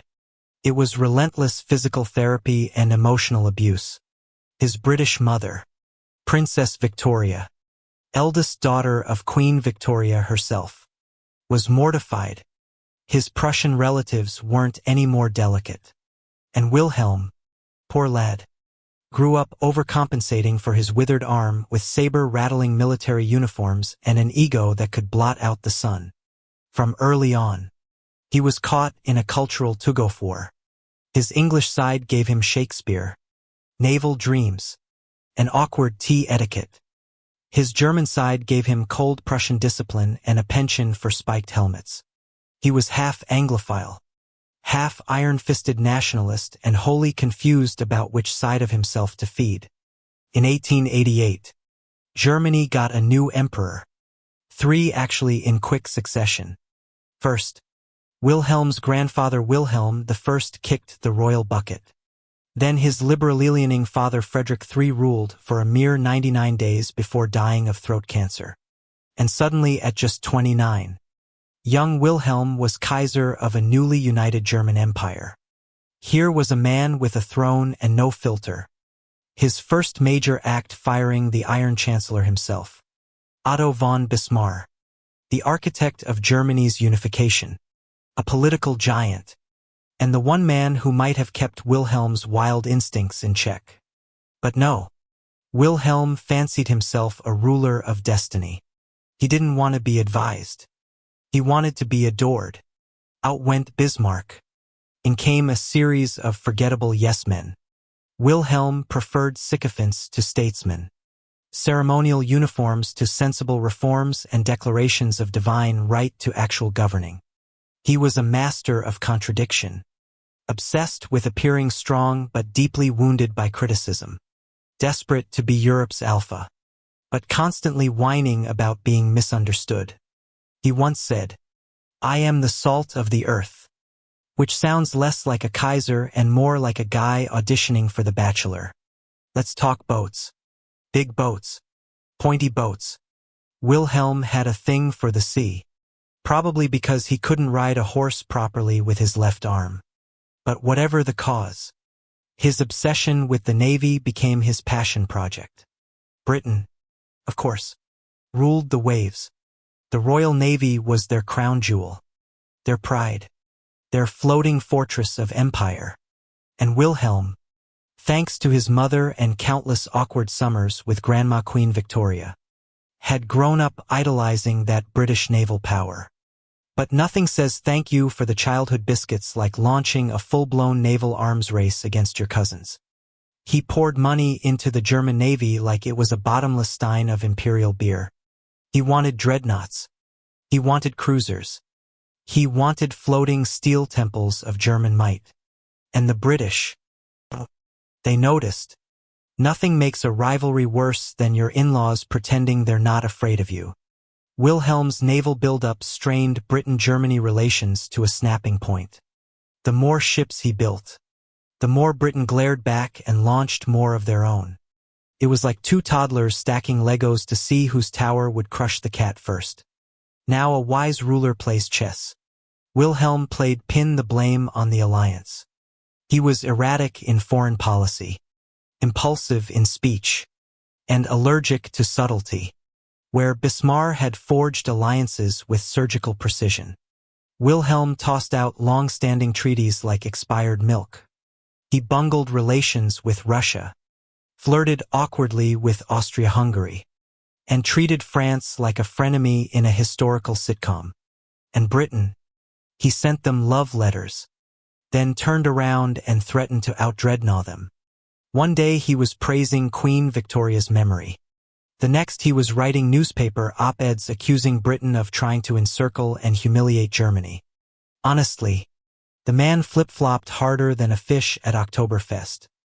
His infamous 1908 Daily Telegraph interview where he declared the British were mad and ungrateful for all his friendship nearly caused an international incident. His own ministers were horrified. The world realized that letting Wilhelm talk was like handing a loaded blunderbuss to a sleepwalker. By the early 1900s, Europe had transformed into a network of fragile, rigid alliances. Germany was chained to Austria-Hungary in a mutual paranoia pact. France and Russia snuggled up out of shared fear. Britain, long the aloof spinster of Europe, finally joined in the dance through the Triple Entente. Wilhelm, sensing this tightening web of rival powers, didn't exactly handle it with grace. He doubled down on military preparedness, wrapped himself in Teutonic bombast, and convinced himself Germany was being encircled by jealous, scheming nations. What did he do to ease tensions? Nothing helpful. He built more battleships, gave more inflammatory speeches, and increasingly left real diplomacy to underlings who mostly cleaned up his messes while praying he wouldn't open his mouth. Then came 1914. Franz Ferdinand was dead. Austria-Hungary, Wilhelm's bestie by default, was out for blood. Wilhelm's reaction was initially bizarrely empathetic. He liked Franz Ferdinand. The man had a spine and Wilhelm respected that. But then the machine kicked in. Austria issued an ultimatum to Serbia. Serbia tried to play nice but not submissive. Wilhelm, still on his yacht, because of course he was, offered Austria a blank check. Whatever you do, we got your back. Worst check in history. Suddenly, Russia mobilized to defend Serbia. France followed. Germany panicked and declared war on Russia. Then France. And when Germany stormed through neutral Belgium to reach Paris faster, violating every rule of diplomatic restraint, Britain finally said, "Right, that's it. Boom. World War." Wilhelm had wanted a seat at the top table. He got a barber brawl that lasted 4 years, killed millions, shattered empires, and left Europe bleeding in the mud. The war went badly. Germany was strong, but not invincible. Blockades starved the people. The Western Front became a trench slog horror show. Allies tightened the noose. In 1918, After revolution brewed in Berlin and the military finally admitted defeat, Wilhelm was nudged, then shoved into abdication. He fled to the Netherlands, sulking in exile with a closet full of medals and a lifetime of bad decisions. He lived until 1941, watching Hitler rise and fall in a twisted sequel to his own misadventures. He was never allowed back into Germany. He died quietly, aged 82. No empire, no fanfare, just a footnote in a war he helped create and could never escape. So who was Wilhelm II really? He was a man with enormous potential and zero restraint. A monarch in a modern age. Allergic to democracy but obsessed with popularity. He was theatrical, insecure, dangerously impulsive, and utterly convinced of his own divine purpose. He had flashes of brilliance, moments of humanity, but they were buried under a mountain of ego, saber rattling, and historical bad timing. Wilhelm II didn't cause World War I alone, but he sure helped grease the wheels. If he'd been a little less dramatic, a little more diplomatic, the world might have burned slower or not at all. But he wasn't. He was Kaiser Wilhelm, the emperor who couldn't stop talking, couldn't stop building warships, and couldn't see that the age of emperors was ending fast. Tsar Nicholas II, the emperor who couldn't catch a break. The man, the myth, the mournful beard, last emperor of all the Rus, crowned by God, destroyed by history, and known to his friends and tragically his enemies as Nicky. Imagine a man caught in a hurricane of revolution, war, and political incompetence, clinging to the helm of an empire with the confidence of a man who just realized his map is upside down. That, my dear dreamer, is Nicholas Alexandrovich Roman in a royal nutshell. Let's meet the man who tried to rule a crumbling colossus with the political instincts of a Labrador retriever and a complete inability to tell when the house was on fire. Nicholas was born on May 18, 1868 in Zasko, the glittering Romanov playground outside St. Petersburg. His father, Tsar Alexander III, was a towering autocrat, built like a steam engine and emotionally about as warm. Young Nicholas grew up in a world of palaces, orthodox sermons, and constant reminders that the Romanovs didn't do things like parliaments or liberal reforms. They did crowns, cannons, and holy authority. Thank you very much. But here's the issue. Nicholas wasn't his father. He was small, quiet, mild-mannered, thoughtful, sometimes even sweet. Unfortunately, sweetness is not what one needs to run an empire that stretched from Poland to the Pacific. His education was tailored more for a gentleman than a ruler. He studied languages, history, military science, and how to wear epaulettes without dislocating a shoulder. But his political instruction laughable. Alexander III didn't trust him with real estate craft.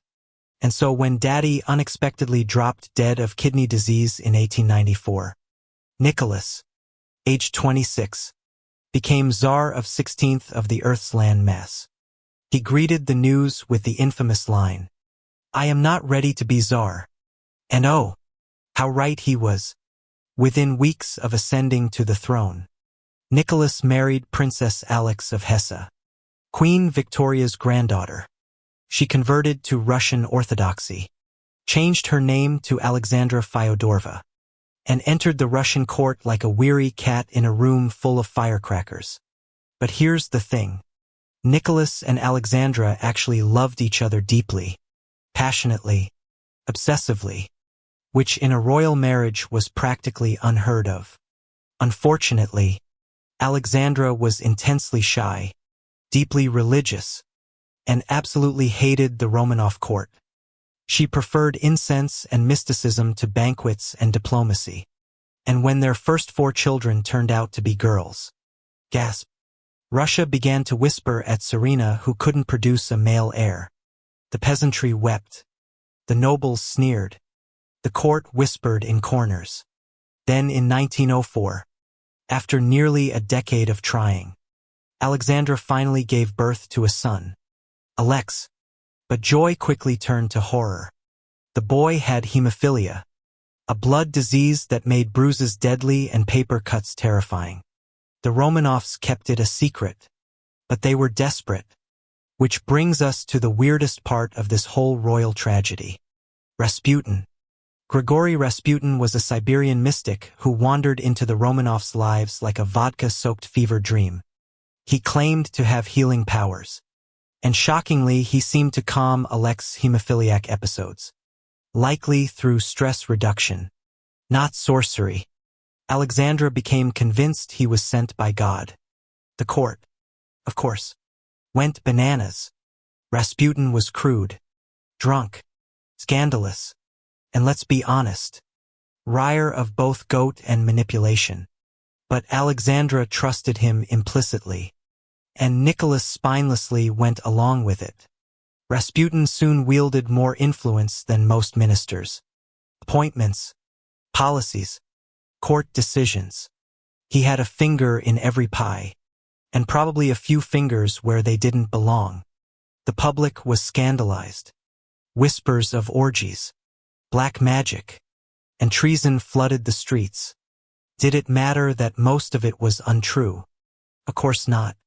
It was Imperial Russia. Optics were everything. Before Rasputin, there was another catastrophe. The Russo-Japanese War of 1904 to 1905. Nicholas, in a misguided bid to bolster Russian prestige and distract from internal unrest, picked a fight with Japan. Japan promptly wiped the floor with Russia's outdated navy and creaky army. The final insult came when the entire Baltic fleet sent on a 20,000 mi voyage arrived at Tsushima and was promptly obliterated in 24 hours. At home, the humiliation stung. Then came 1905. Protests, strikes, and one particularly infamous Sunday in January when peaceful demonstrators marched to present a petition to the Tsar. Soldiers opened fire. Hundreds died. This became known as Bloody Sunday. And Nicholas's reputation was toast. Faced with revolution, Nicholas issued the October Manifesto. Concessions, a constitution, a Doomer parliament. Gasp. But don't get excited.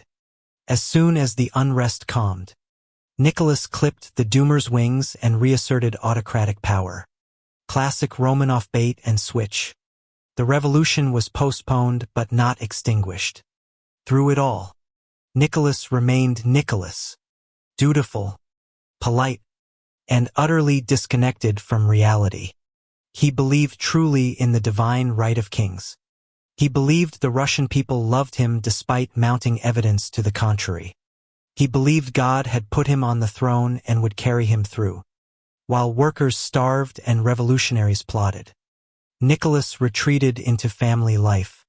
He played with his children, tended to his garden, went on sleigh rides. Adorable. Yes. Effective leadership. Not quite. He trusted bad advisors. He let Alexandra and Rasputin sway his decisions. He viewed any form of liberalism as a personal affront. In short, he governed a modernizing nation with the mindset of a medieval monarch. And then came the ultimate test. World War I.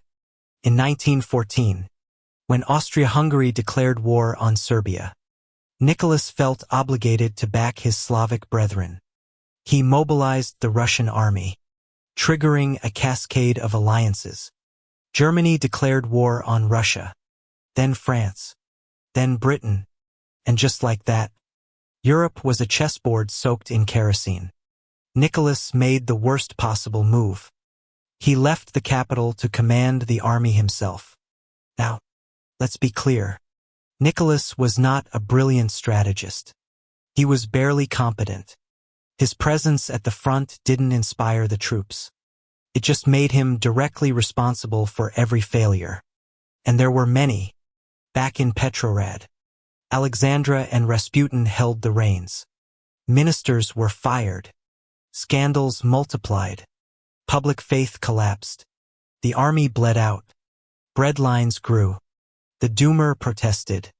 Nicholas ignored them. And then in 1917, Russia exploded. The February Revolution began with women demanding bread. It ended with the Tsar on a train signing his abdication. Nicholas stepped down on March 2, 1917. He believed he was saving Russia from civil war.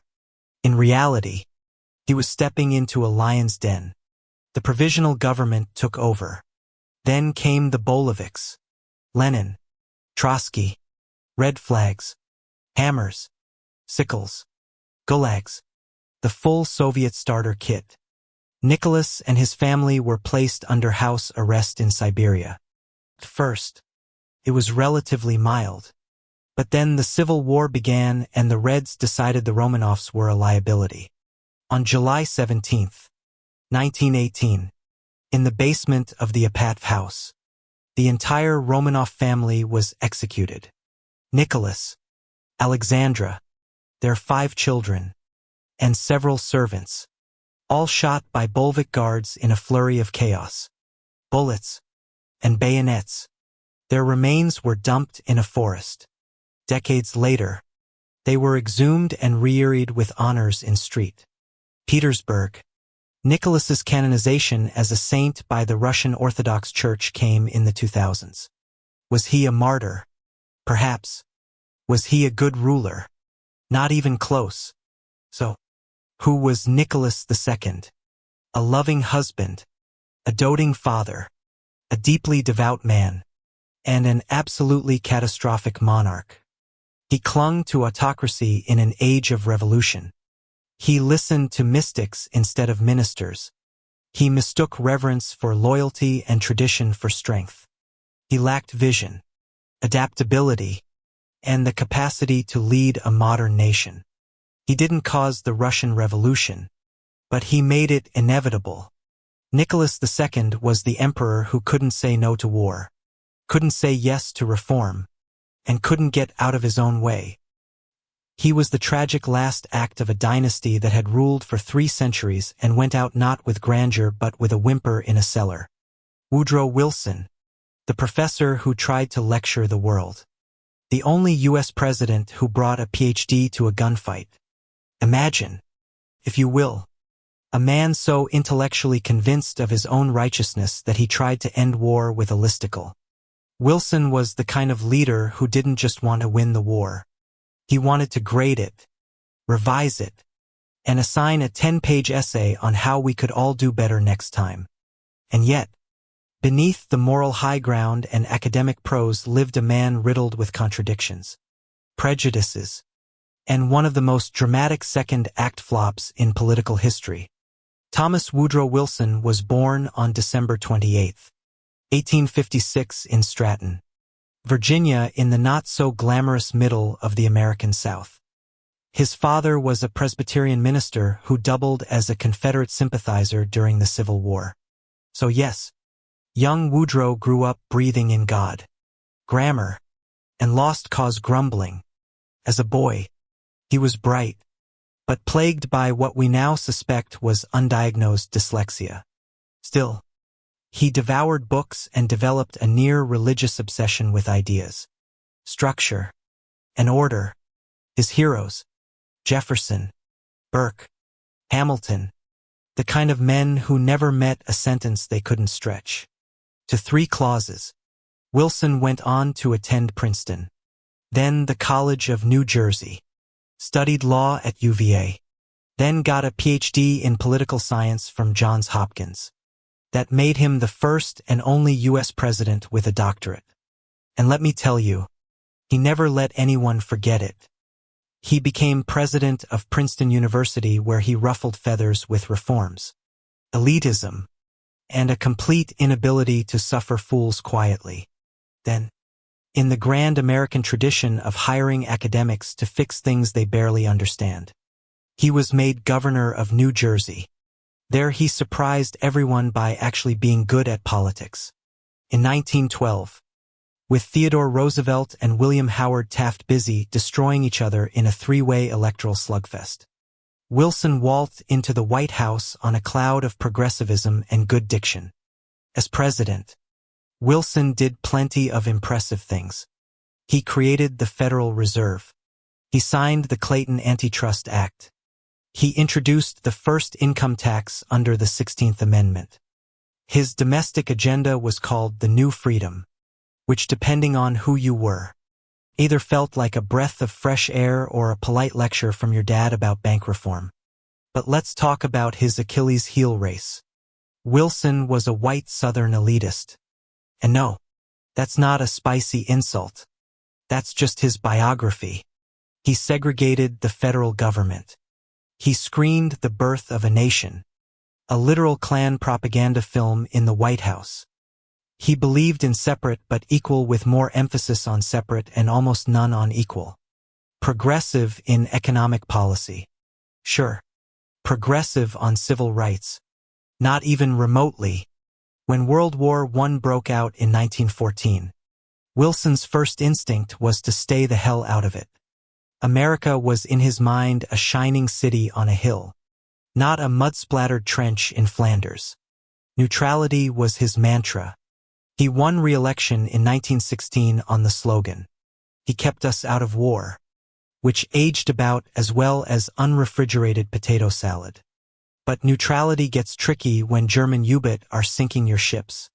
The final straw was the Zimmermann telegram, in which Germany offered to help Mexico invade the U.S. if America didn't stay out of it. Subtle. It was not. In April 1917, Wilson went to Congress and declared war on Germany. Not because he wanted to conquer anything. Oh no. He wanted to make the world safe for democracy. That was the line. And just like that, America was in.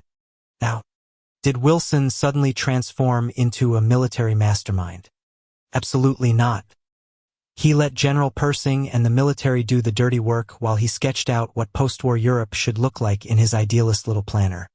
America's arrival tipped the scales. The Allies surged. The Central Powers crumbled.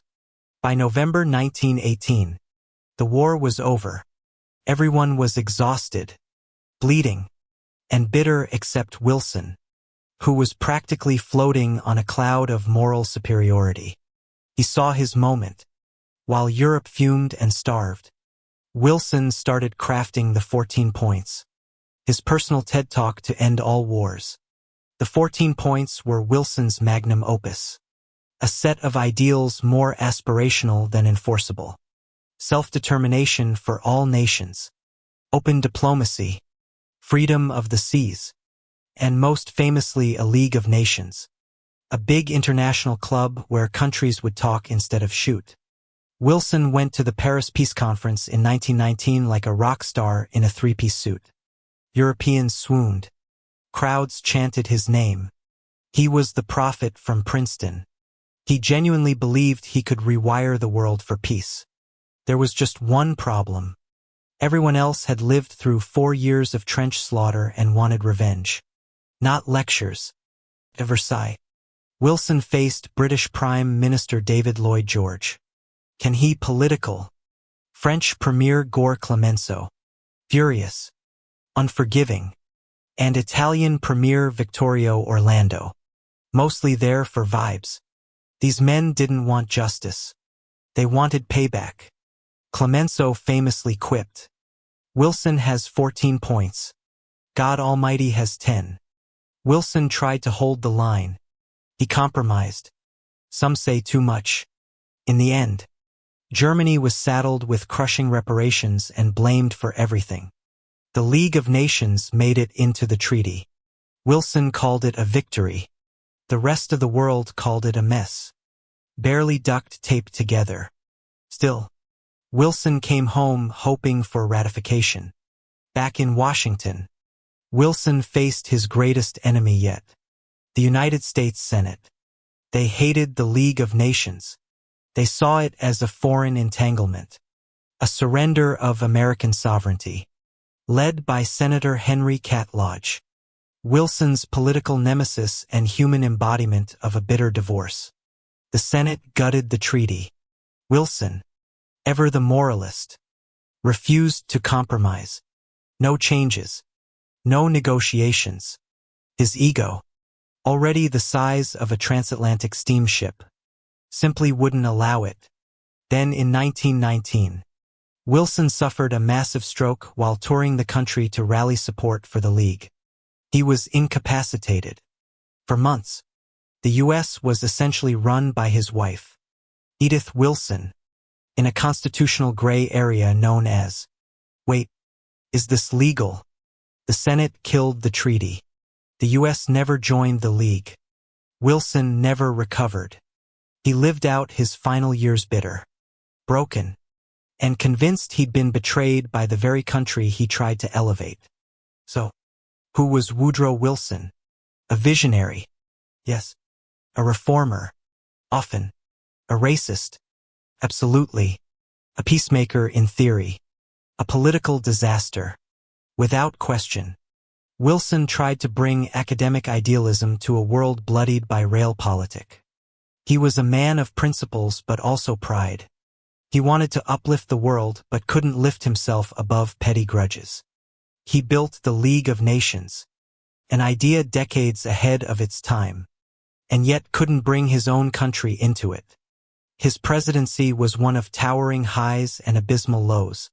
He expanded the role of government, shaped the modern presidency, and left a legacy so complicated historians still can't agree whether to erect statues or tear them down. Woodrow Wilson came to the stage of world history like a professor lecturing a classroom full of knife fighters. He thought ideas would save us. Instead, they drowned in the mud of Europe and the swamp of the U.S. Senate. And yet, his fingerprints are still all over the modern world order. The United Nations. His idea with a better marketing team. Global diplomacy still trying to match his vision. He didn't end war. He didn't save democracy. But he gave it one hell of a syllabus. David Lloyd George. The Welsh wizard of war and wiggling out of trouble. Now, here was a man who didn't walk into history. He charged in arm flailing, tire skew, yelling something about land taxes and social justice, and somehow left with a crown jewel or two in his pocket. Lloyd George was many things. Radical reformer, war manager, imperial schemer, incurable flirt, and a man who could argue a chimney into catching fire. If the other leaders of World War I were aristocrats drowning in epaulettes and moral paralysis, Lloyd George was the charming rogue who sold them the life jackets, inflated them with hot air, and then built them twice. He wasn't born to rule. He wasn't supposed to last.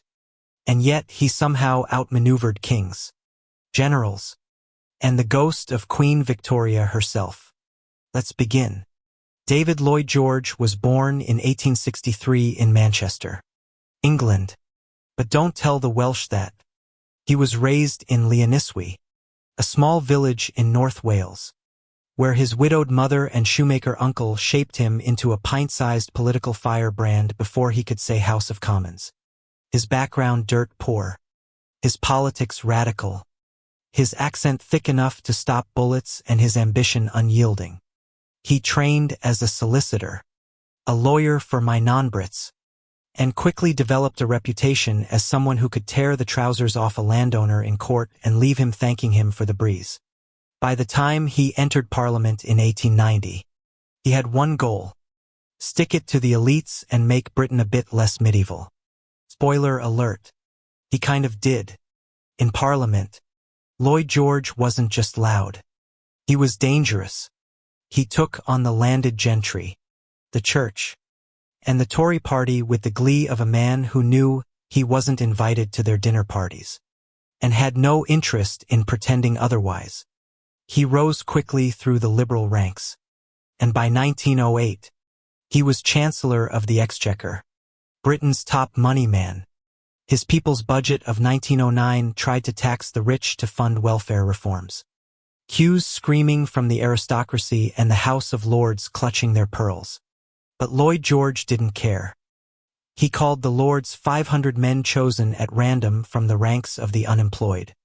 And when they blocked his budget, He basically dared them to start a constitutional crisis. They did. He won. Classic Lloyd George. When World War I began in 1914, Lloyd George was quite frankly not thrilled.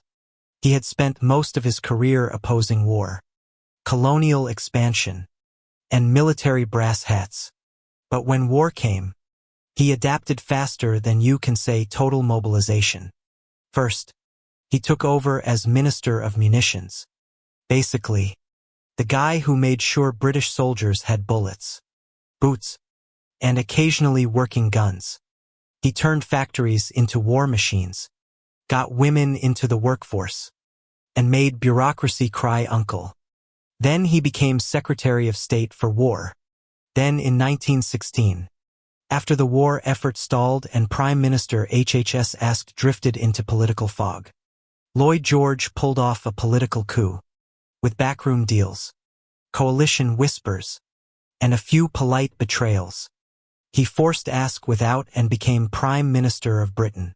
Yes, the man who once railed against imperialism and warlords now was the warlord with better hair. From 1916 to 1918, Lloyd George was the face of Britain's war effort. Not in the trenches. He preferred fine tailoring and decent lighting. But in the strategy rooms, making generals sweat and allies sweat harder. He clashed with military leaders like Field Marshal Hay, who loved frontal assaults and unreadable battle plans. Lloyd George, ever the civilian skeptic, distrusted them deeply, but couldn't remove them without causing chaos. So he did what he always did.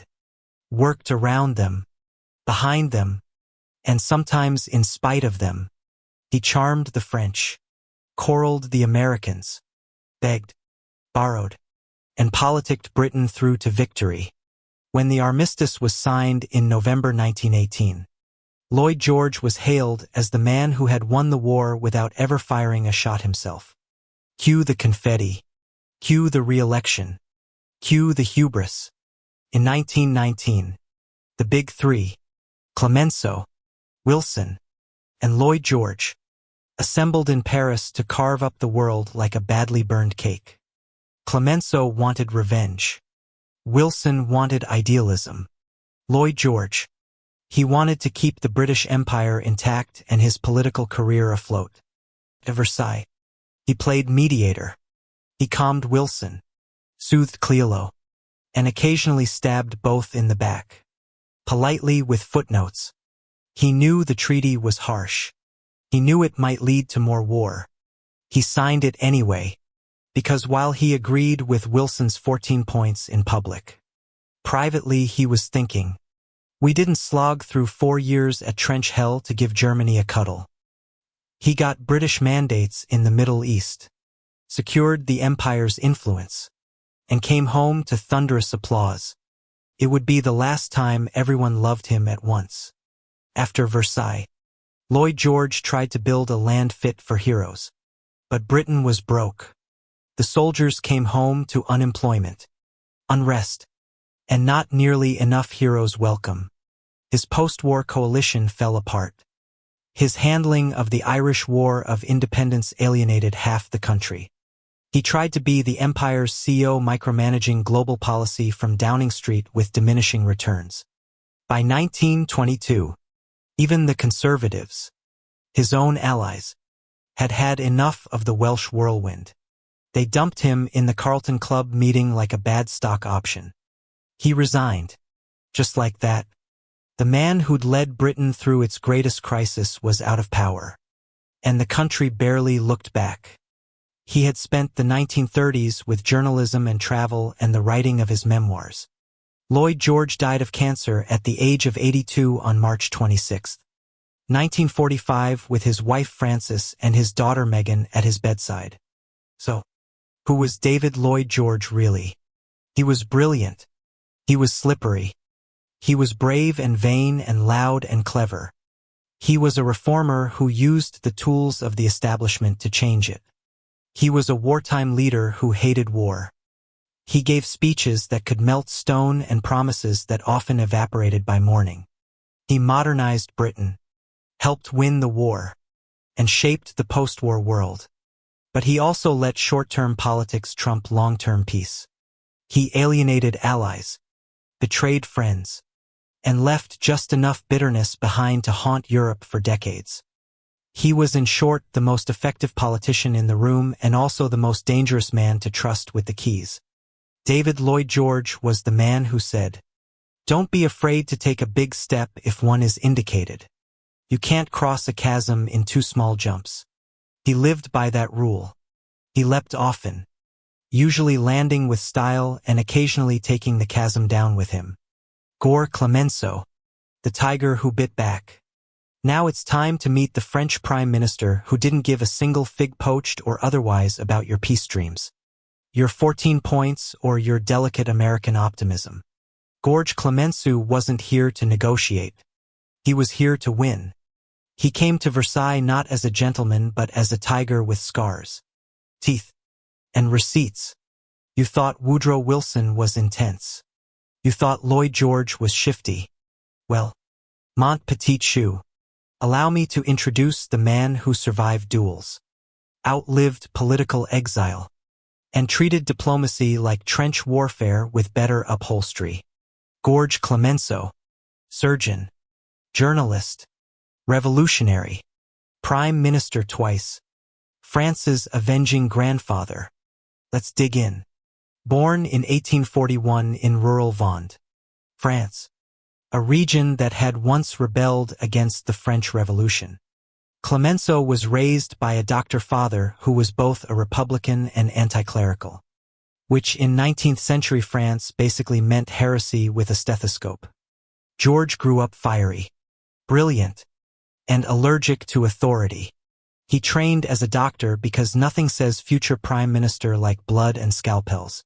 Then veered off course and fell in love with journalism, politics, and shouting at monarchists. He went to Paris, founded radical newspapers, and gave speeches so scorching they made the wallpaper peel. In the 1870s, he entered the French National Assembly and quickly earned the nickname Ladegre. Not because he was cuddly, but because he tore into opponents with surgical precision and zero remorse. But politics, like trench warfare and Sulitz, is full of surprises. After years of battling conservatives supporting the Dreyfus affair, more on that in a moment, and generally being France's loudest voice for justice and secularism, Clemenceau fell into political disgrace in the 1890s. Just a little scandal involving shady financial dealings. Nothing that would raise an eyebrow today, but enough to get him booted from the National Assembly back then. So, he vanished for a while, wrote, traveled, shouted from the sidelines. He once said, "A man who is not ready to die for his ideas is not worthy of them." And judging by the number of duels he almost fought, he meant it. But when France needed him most in 1917, with the war going badly and morale in the gutter, guess who got the call? Ladegre. Picture it. French soldiers mutinying, the Germans digging deeper, the Allies squabbling. Into this burning dumpster of despair steps a 76-year-old firebrand with a cane in one hand and political napalm in the other. Clemenceau became prime minister again, but this time with absolute focus. His mission: save France, destroy Germany, and take no prisoners. Rhetorically, of course, he centralized war planning. He cracked down on defeatists. He visited the front lines regularly. Imagine Churchill meets your terrifying grandfather and reminded soldiers, ministers, and generals alike that France would not collapse on his watch. He even survived an assassination attempt shot by an anarchist. The bullet lodged near his heart. Doctors said it was safer to leave it in. Clemenceau agreed. The assassin got 15 years. Clemenceau got better press. When the war finally ended in 1918, Clemenceau didn't breathe a sigh of relief. He lit a cigarette, spat in the general direction of Germany, and packed his bags for the Paris Peace Conference. Now, let's be clear.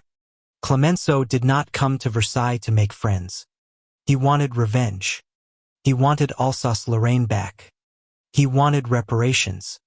He wanted German boots off French soil forever.